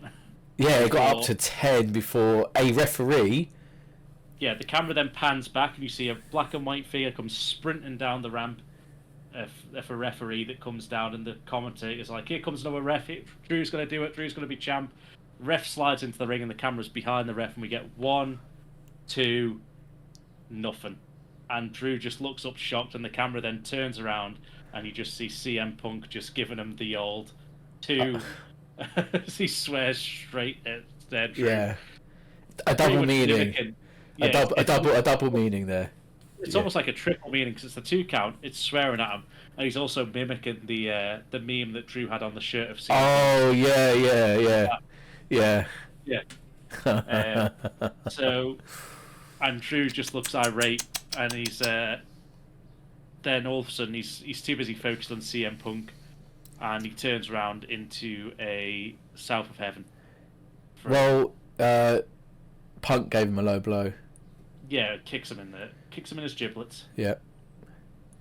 And he turns into a South of Heaven. So again, it was a low blow, which meant that Drew could turn into the middle of the ring. Yeah. And Damien didn't have to move too much. Yes. Yeah. And if you remember as well, if you look at that South of Heaven, it looks kind of weak. Like because he can't plant his foot, he kind of half. He kind of half. Drew still got great elevation, so Drew helped him as much as he could, but it wasn't as impressive as the other ones that he's done before. So, if Damian Priest is hurt, I hope that he's okay. And then the actual ref comes back in, count the 1, 2, 3, and Damian Priest to a chorus of boos. The loudest boos. They had a decibel meter, and I don't know how accurate it was, but it was hitting like 100 for most of the match, and then all of a sudden it just spiked even more. With the that was pretty. They did that at Money in the Bank as well. They had the little meter. Wade Barrett was back to his best. He was like, Punk should be fired, grow a set. He's not cleared to compete, this, that, and the other. Bad news, Barrett. Yeah. I've got some bad news. People backstage need to grow a set and fire this man and all this, that, and the other. And Drew just is irate. There's like cameras because the show cuts out there. You get the trademark symbol, but then there's videos of Drew just like swearing and Barrett's trying to calm him down, and they go storming up the ramp together. Yeah. So before we move on to Raw, because that was it for Clash at the Castle, I'll briefly talk about the little dig that was made at the press conference afterwards, the media scrum. Before you continue, I just want to say one more thing. For those wrestling fans that did not watch wrestling during the 80s and some part of the 90s, may not have realised this, but the song that the Inverness band played to the ring was actually what Roddy Piper would use as his theme tune as well. So it was nice hearing that as well. So sorry, carry on. So press conference. In the media scrum afterwards, it starts off with the tag belt champions and stuff like that. So they come out and answer a few questions, but then CM Punk comes, and in the middle of Glasgow, Scotland, Rangers territory, he comes out in a Celtic kit.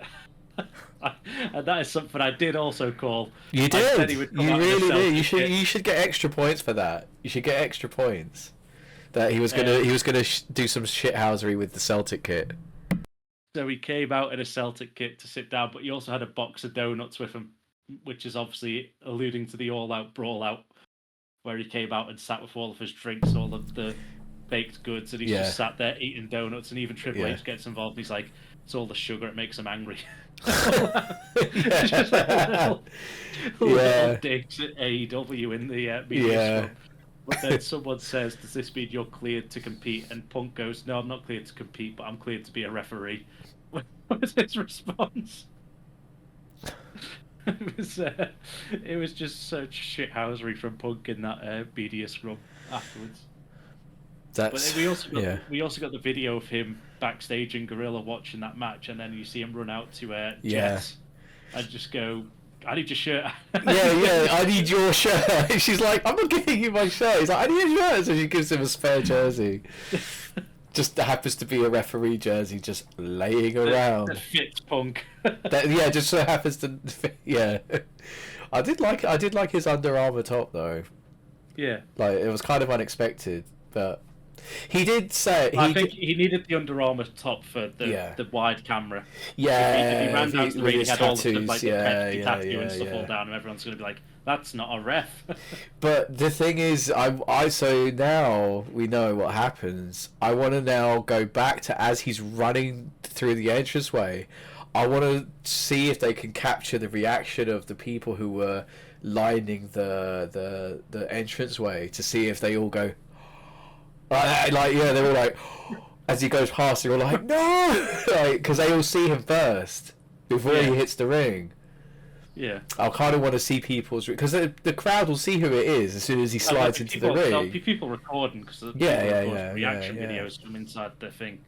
Yeah. So someone will be recording, because they would have thought that would be the end of the match. So we go, Drew's going to win, here's the recording. No. Would you... Okay, let me ask you a question. Would you be interested if... After a while, Wade Barrett and Drew McIntyre became a tag team?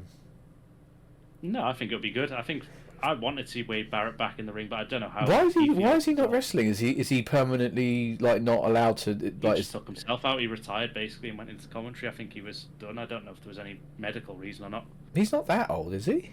No. I mean, I don't know how old he is. I haven't looked into I'd that. say if I had to say, I'd say 40s. Okay. If I had to say for Wade Barrett, but she isn't exactly. Shall we move on to Raw? Yeah, because I've only got about half an hour to break the fourth wall. Okay. But this Raw felt like the Raw after Mania. It did, didn't it? I mean, we could talk about what happened at the end, but this Raw, well, it's all throughout the entire thing. This Raw was better than the Raw after WrestleMania. Oh my god, wasn't it? It's the best Raw that we've had for a long time, because we opened the show with the return of Seth frickin' Rollins. Wonderful. He's back. I thought they would have kept him out a bit longer and maybe had him return later down the line. Or something like that. Oh, speak of which, look at who's on the game. you just summoned him. Sorry, yeah. For anyone listening on Spotify, check out the video versions. They're a lot of fun. We've got a gauntlet match playing on WWE 2K24. Seth Rollins has just come out. So, yes. Anyway. So yeah, we get Seth comes out. Drew. He looks well. Yeah, he looks well. He looks rested. Yeah. And Damian Priest comes out and basically says that I wanted to beat you, and I had to cash in on Drew. It didn't go that way. But out of respect for you, I'm challenging you for this belt. So, Money in the Bank, it looks like we're going to get Damian Priest versus Seth Rollins. Ooh, I don't know how I feel about this. I don't know how I feel about that. Because, yeah, okay, all right. That's your Money in the Bank match sorted, because Seth accepts. So we've got Damian Priest versus Seth Rollins, match 1 announced for the. Well, I say match 1. There's obviously the women's Money in the Bank and the men's Money in the Bank. So match 3 announced for Money in the Bank, really. But it was a long segment. We're used to long segments to kick off Raw. It's almost as if they should probably put 2 hours for their main shows instead of 3. I'm hoping that that's maybe something that Netflix does. Maybe they go, we only want 2 hours of live show or whatever. Maybe. We can hope anyway. Yeah. But then we get into the first proper match of the night, and it's a David versus Goliath match as Braun Strowman, the monster among Latinos, takes on Chad Gable. The monster among Latinos. He's somehow in the LWO. I don't know where it came from, but he is. So it's a match that sets up the aftermath of the match, because Braun Strowman beats Gable. It's probably as you expect. But the Alpha Academy teammates are at ringside for the entire thing. And Chad Gable then berates the Alpha Academy members because he lost again. And he brings Tozawa in and grabs Tozawa by either his headband or ear, or both. He just sort of grabs him and he's like, I told you don't listen to me, this, that, and the other. And Otis is getting annoyed. But it's Maxine Dupree that steps in between Akira Tozawa and Chad Gable. Yeah. So Chad grabs the crutch from Maxine's arm and just launches it over the top rope and goes, get out of my ring, get to the back. You've been a waste of time, this, that, and the other. You don't listen to me.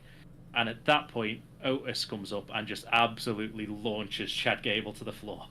And we finally get the Otis turn. He said, in theory, we get it. I mean, he's only pushed him over. He didn't follow up with anything, and it was because he was like you said, he was having a go at Tozawa. Yeah. Who, in my opinion, fucking deserves it. He probably deserves it. He's not listening. That's how I'm going to do the whole podcast now. Just dance away. Dance away. Honestly, what the poor guy. Such a talent, and they're just fucking wasting him, doing literally nothing. But yeah, that's cool. Yeah. We then get a triple threat match. Io Sky versus Kiana James and Zelina Vega, and it's a qualifying match for the Money in the Bank ladder match. And this was a really good match. Up until the finish, this was a really good match. Zelina Vega was looking strong in this one. Considering the 2 people she was in the ring against, she looked very strong. It was it's the sunset flip they call it, isn't it? It's not a Panama sunset because that's what Adam Cole Bebe uses. But it's the same sort of move. But Zelina Vega basically uses that in this match as one of her moves, and it's just so good. She hits it on Io Sky halfway through the match, but all of a sudden, carrying on their little back and forth from last week with the LWO. Yep. Liv Morgan comes down to the ring because she's now also going to take on Zelina Vega. Yeah. Okay. So Zelina Vega gets distracted.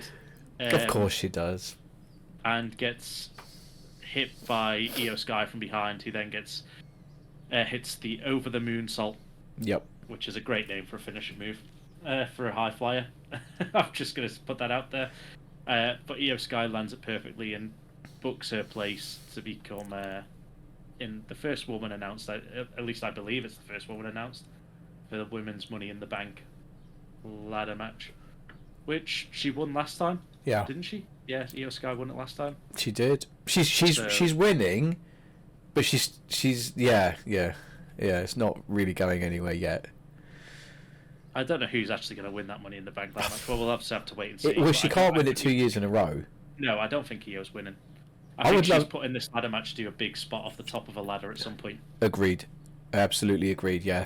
I think Tiffany Stratton's winning the Money in the Bank this year, but we'll see. I hope so. There was a little backstage segment, just quickly, between Finn Balor, Damian Priest. He told Priest that he took away Liv Morgan's key, her hotel key, so that it wouldn't be a distraction for Dom or anyone else. Yeah, sure. Whatever you say, Finn. But then he vowed to win the Money in the Bank and cash in on Cody Rhodes. Yeah, sure. Okay. We then also get I don't know if it was now or later on, we get a segment where Liv Morgan's wearing Dom's vest. Yeah. And she's just in the corridor and she just like issues Dom over and Dom's like, take the vest off. Yeah. She's like, you want it? You need to take it off. Do you want me to get it started for you? And then she like slowly does the thing. And in the background, you just see Damian Priest walk around the corner and see Dom slowly unzipping this thing. And he's just like, Dom, what are you doing? Yeah. Get back to the clubhouse. Yeah. Yeah, it's interesting. Yeah, we see the whole story. He only sees a bit of it. Yeah, it's good. Yeah. It's good. Then good. We get match 2,721 of Carlito versus Dragon Lee. Oh, God. Oh, you missed out Sami Zayn finding 2 new challengers. Oh, sorry, I did, didn't I? Yeah. From Breaker and Sheamus challenge Sami Zayn. Yeah. So we're getting a triple threat at SummerSlam. Yeah. Okay. Good. Maybe. I mean, I hope so, but it's I mean, either one of these men should be taking the head clean off Sami. I want them to. I want them to team up and just beat the shit out of Sami Zayn and then have a singles match. So yeah, we've got them two that are going to face it. Then we get on to Dragon Lee versus Carlito, and Carlito again. Liv Morgan takes out Zelina Vega for some reason, so she's helping the Judgment Day, probably to get to Dom. JD McDonough comes out to distract. Carlito distracts Dragon Lee, and JD McDonough comes up and absolutely locks Dragon Lee one. So the numbers game is still with the Judgment Day. He then turns into a backstabber from Carlito, so Carlito can pick up his win, which looks more and more like Carlito's now another member of the Judgment Day. Just adding members to that team which don't gel really. Yeah. But yeah, it was a short match. It was just one in the middle to get people on the card, I think, and then get a match next. There was a lot of like more promos tonight. Yeah, it was. There was a lot of storytelling. Apparently, the Scottish superstar he's done.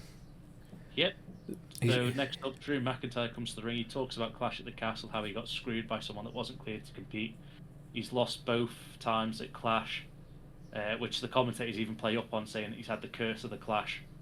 because he lost both his Clash at the Castle matches. And Drew then just picks up a microphone and the crowd are like jeering him sort of thing and chanting CM Punk. And Drew just goes, you know what, I've had it with this company. I quit, and just chucks the microphone out and just walks away. Yeah. And then Adam Pearce comes out to say, what are you doing? That's the strong words. Let's just get backstage and talk about it sort of thing. Yeah. Trying to calm them down, and Drew just completely blanks. And Triple H. Yeah. Yeah. Which is, it's good storytelling. I don't know how long it's going to go on for. I hope this is like a quit where maybe Drew's got holiday to use and he's just away for a bit. So they've gone, have you quit? We'll make people believe you have quit, and then you'll come back and do something later on. Yes. And it also puts a bit of time between, because obviously they were probably hoping that CM Punk would be cleared by now, and they're still trying to drag on this feud between them pair for SummerSlam, I think. Just had a thought. They could let Drew have a holiday, absolutely. Let him go home, take time out, watch the Euros. Yeah. You know, try and enjoy what's left of Scotland's time in the Euros. And that's not me being a facetious England fan. It's not. It's literally the fact that they're in a very tough group as far as football goes. But we'll come to that anyway. Point is, they need to let him just go away for a bit. Let him be off TV. You know, do what he needs to do. Bring him back later. And I think a good time to bring him back would be slightly later in the year, maybe around September. Just before we start getting back into the sort of Survivor Series territory. And I think that would be a really good time to bring him back. Let him have a month or two off. They can keep the thing like going, like Triple H calls him, look, come on, you know, you're still a big name for us. We believe in you, this, that and the other. You know, and then Punk will get put over more as a sort of like, I'm just repaying the favour sort of thing, and we'll see. You could fantasy book it, and you could get your dream wish. Imagine if CM Punk like wins a number one contenders match or something like that. Yeah. And then it's like, so you think you've got the number one contendership spot now or whatever. Yeah. And all you hear is, well, I've got some bad news. Yeah. Imagine. Yeah. Well, I'm afraid I've got some bad news. Oh, mate. That would be wicked. That would be wicked. Yeah, that would be wicked. But Drew, as far as we know, Drew's gone. He is left. So my prediction's back on the cards where he might win a title in a different promotion. I was going to say there's see, now we know that TNA and NXT are emerging. But they're like crossing over. We know that. So there's nothing stopping them from saying, Drew, we need it to look like you've quit. So call yourself Drew Galloway again. Yeah, and here's what we want you to do: go down to NXT, run riot, destroy their guys, win their belt, bring it out, and be like, see, if I don't get screwed over, this is what I become as a champion, you know, and shit like that, and then. Who knows? Maybe they let him go to the Indies in the UK for a bit, do a couple of more rounds as Drew Galloway. Well, just to get off topic briefly, because we are on a time constraint. But we are. Did you hear about Cody Rhodes after his match at Clash at the Castle? No. He cut a promo on like Twitter or something like that, or TikTok or something like that. Okay. And he was like, this is for all you guys, because when I left WWE the first time, I made a home over here.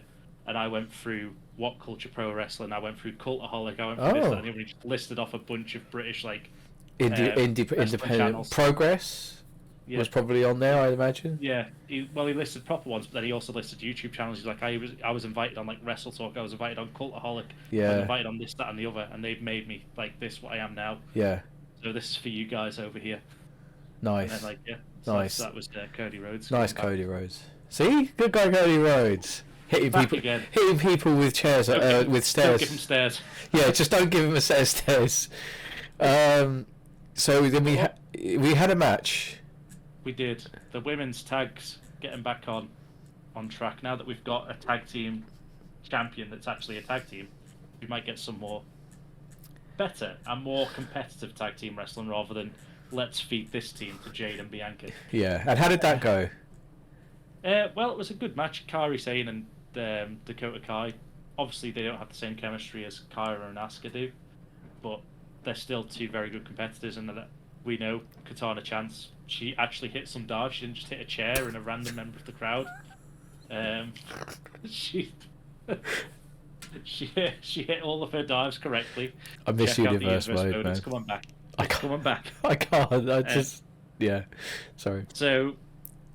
But weirdly, again, even though they were the faces, they also had Lyra Valkyria at ringside for them.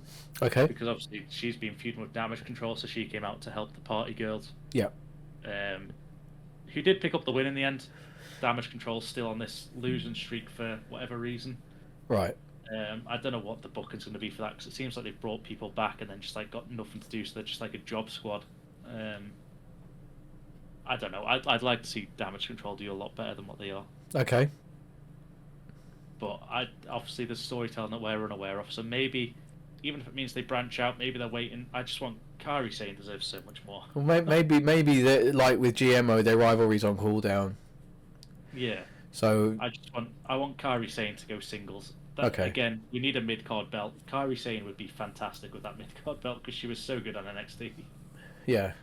Bring back the Sky Pirate. Okay. All right. Go it down. But it was a good competitive match. Everyone involved got a chance to show their moves. It wasn't a short match, but it ended off with the party girls picking up a win with their pretty good finish, tag team finisher. Yeah. Like a neck breaker into a coup de grace almost. I don't know what the. It looks badass. Like it looks dangerous, which is it looks legit. That's what you want from a finisher. Then get Sheamus versus Bron Breakker, the two men. Yeah, I was going to say, They're going to challenge Sami Zayn, and Sheamus wins thanks to a DQ. Again, great match. It was good this time because this is Bron's first real test, I feel. Ilya Dragunov was a good test, actually, so I'll take that back. Ilya Dragunov was a very good test for him. But this was like a big man, whereas Ilya Dragunov is deceptively strong. Yeah. If you look at Ilya Dragunov, he's some like small, scrawny, but obviously muscular, but he's like... Well, he's not scrawny, but yeah, I know what you mean. He's small in stature, yeah. Yeah. He's not tall. Yeah. Yeah, so for someone like Sheamus, who could look down at Bron Breakker, yeah. So they were back and forth. Obviously, anything with Sheamus in is great because he just gets hit and goes a bright shade of red. I think he invents new colours every time he gets punched. It's just... Yeah. And all of a sudden, the person that doesn't really fit in this... I mean, he fits in the feud with Sheamus, but out of these two men, the man that cost the match is Ludwig Kaiser. Yeah, I know. Sheamus. I did not expect that. And then, but the best thing is what happens after this match, because, and again, it's all the camera work from WWE at this point. Because we have Ludwig carries on the assault on Sheamus. Bron just basically goes back, or looks like he's gone back up the ramp, but then almost like realizes, hey, I've just lost the match because of this guy. So Ludwig sets Sheamus up with his leg draped over the steps to do his move that he's been... I don't know what he calls it, but it's like where he runs around and just like jams someone using the steps as a weapon. Yeah. He took out Giovanni with it. He's taken out other people with it. Yeah.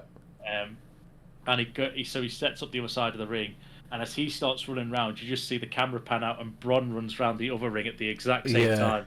And then as they come round, Bron Breakker just spears Ludwig Kaiser on the outside. Yeah. And the impact is great, but the camera work is so good on that one. Yeah.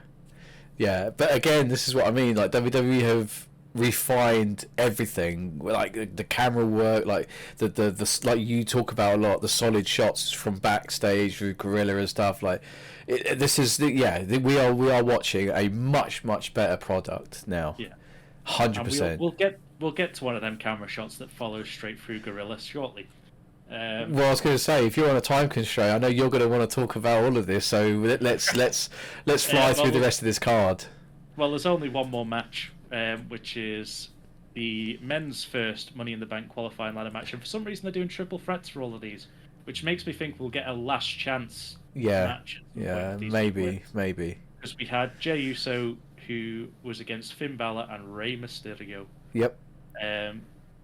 And yeah, it was a good match. These guys are all very good, but obviously we had Judgment Day interference for Finn Balor. which meant the Monster Among Latinos came down again to fend off his JD Judgment Day attackers. Yep. To help Rey Mysterio get back in the ring. But then Balor hits a coup de grace on Mysterio before Jey Uso flies out of absolutely nowhere and just hits a splash on Balor as he's got the cover on Rey and pins. I think he pins Balor out of the two of them. I'm not sure though. Can't remember that one. But he pins them. Jey Uso is your first male. Even though he announced himself for the match last week, he's now officially in the match this week. Because last week he just came out in the crowd and went, "I'm in the match." Yeah. So Yeah. it's like Triple H went, "What? Yeah. The hell you are?" Yeah. I didn't book this. Yeah. But then we got to the bit. Oh, sorry. Yeah. So Jey Uso wins, right? And then we get Jey Uso up on the turnbuckle. He's doing this whole yeet, yeet, yeet, and then he gets down off the turnbuckle and goes back up the ramp. Yeah. And as he's going back up the ramp, the crowd continue to just do the yeet, yeet, yeet, and then all of a sudden, the lights go out. Slowly but surely, the lights in the arena go out one by one by one, and then we hear that glorious piano from one Mr. Bray Wyatt. Well, yeah, ring out. The group who do the song is called Code Orange. Yeah. And the song is called Shatter. Yeah. It is Bray Wyatt's music. It slowly starts playing through the arena, and the door appears at the top of the ramp. And then all of a sudden, the door gets kicked wide open, and it's not Uncle Howdy, but instead a female in all white that looks suspiciously like a Scottish lass. Yeah. Who's crawling out as Abigail or.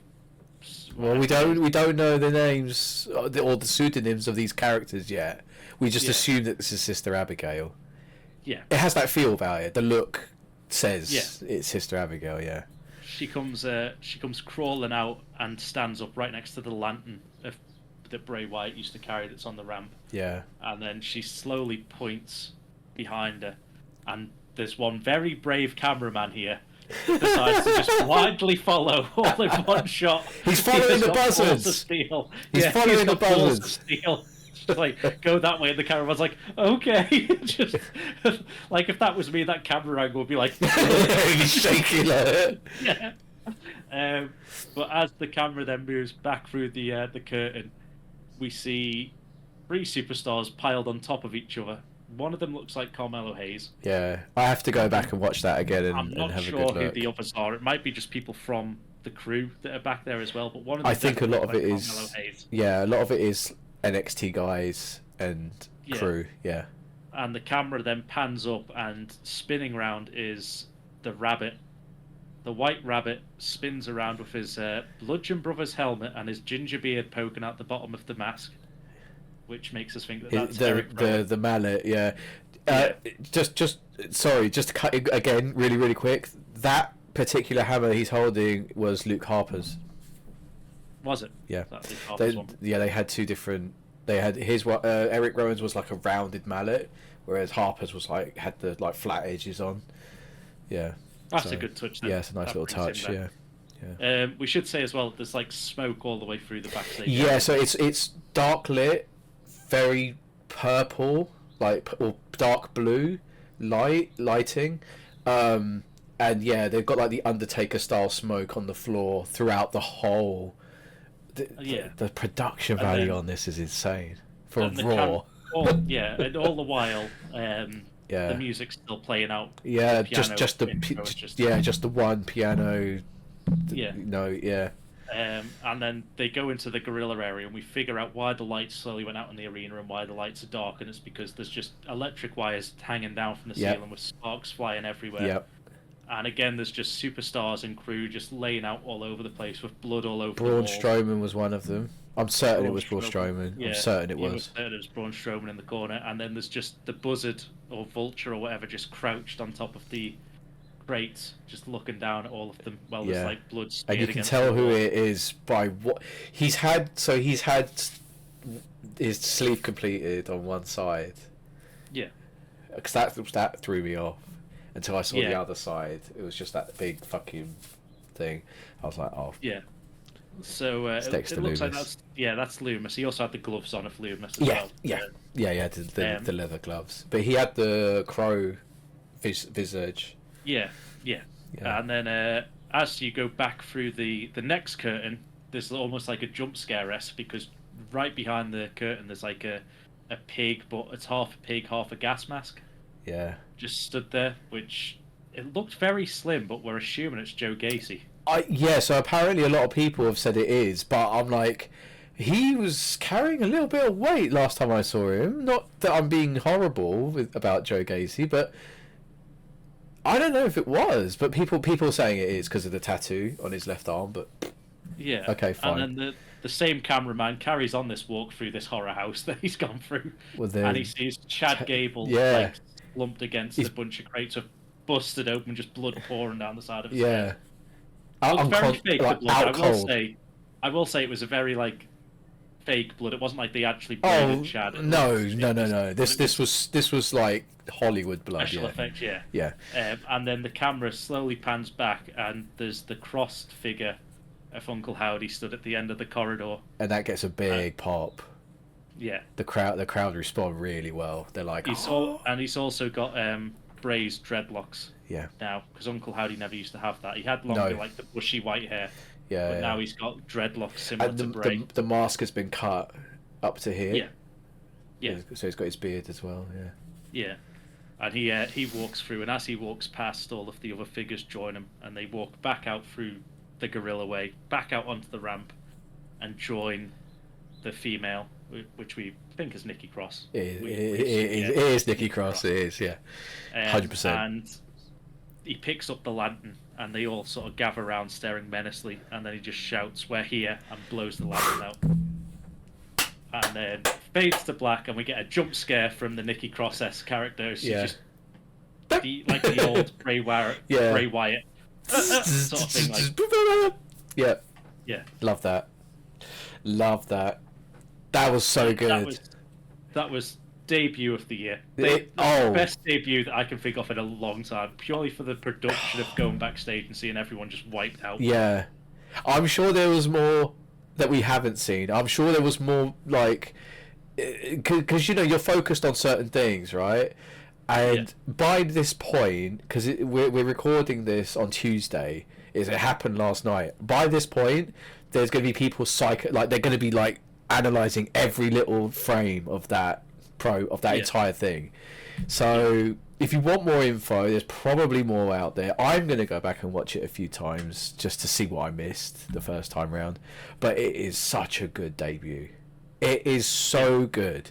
And if this is what we've got to look forward to as far as like Triple H's vision, and not just Triple H, but like, because we know that Hurricane Helms, he helps produce a lot of the stuff. Bobby Roode helps produce a lot of stuff. Like, you've got people who know the business.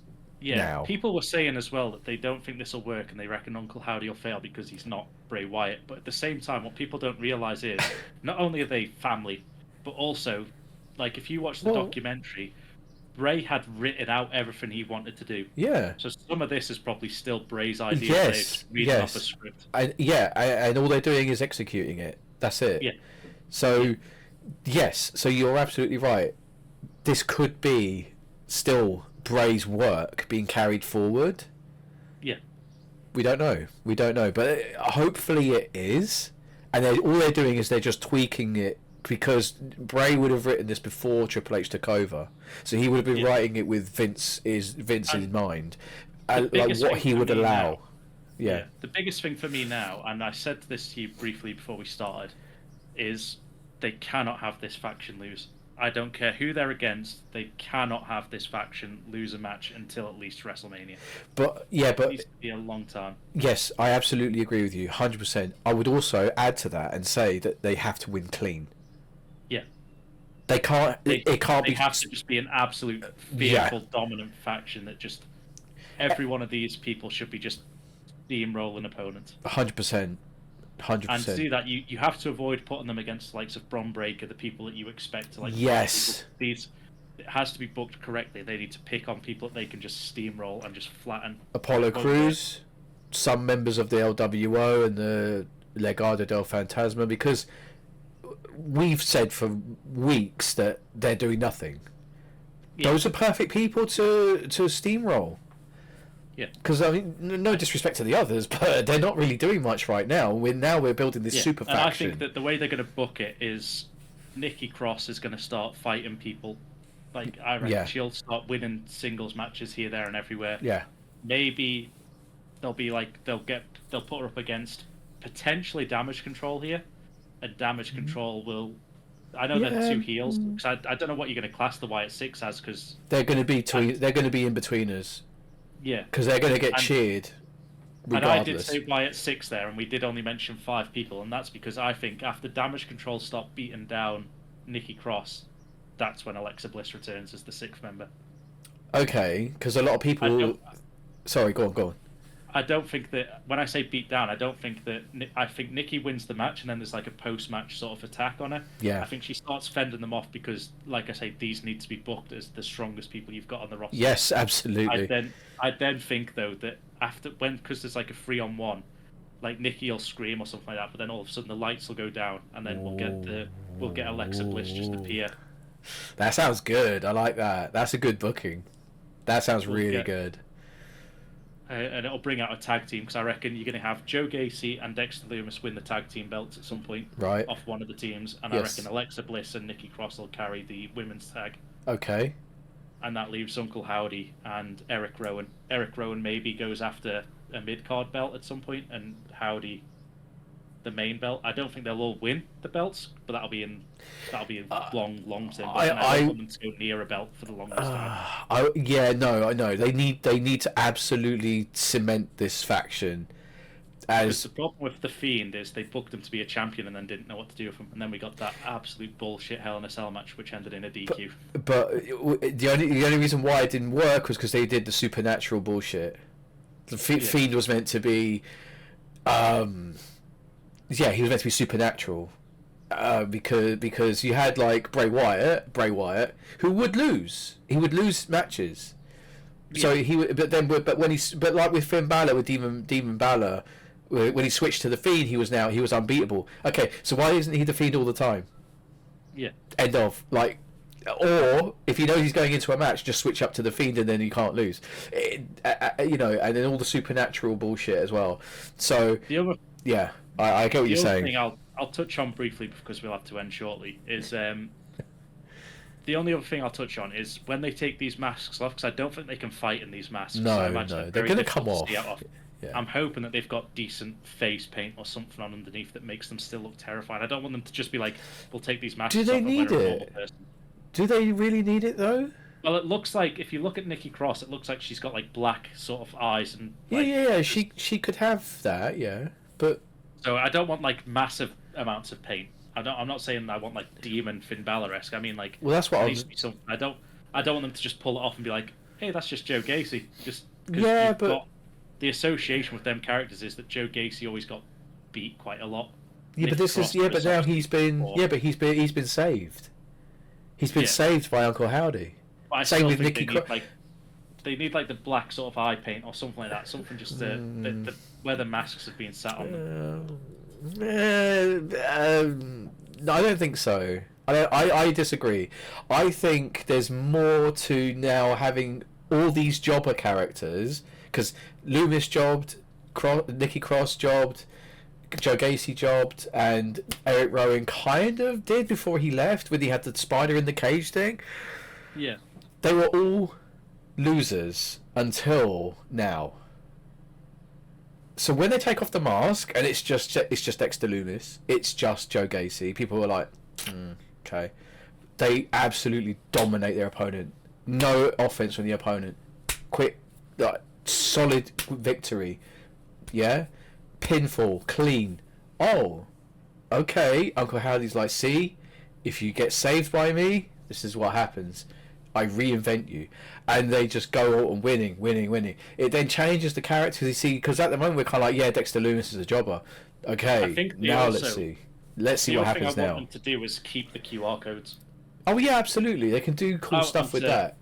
I want them to keep the whole Twitch I don't want them to be supernatural. I want them to be spooky and horror but I don't want them to be supernatural. No, it has to be like analog horror, like reality-based horror. Yeah, but I think that if they were in a feud, there should be like QR codes that flash up them taking over the set and stuff like that. And if you scan the QR code, it could be like a horror video of them. Yeah. Of the person that they're feuding with. So similar to when Dexter Lumis was sending the Miz videos of him inside his house and stuff like that.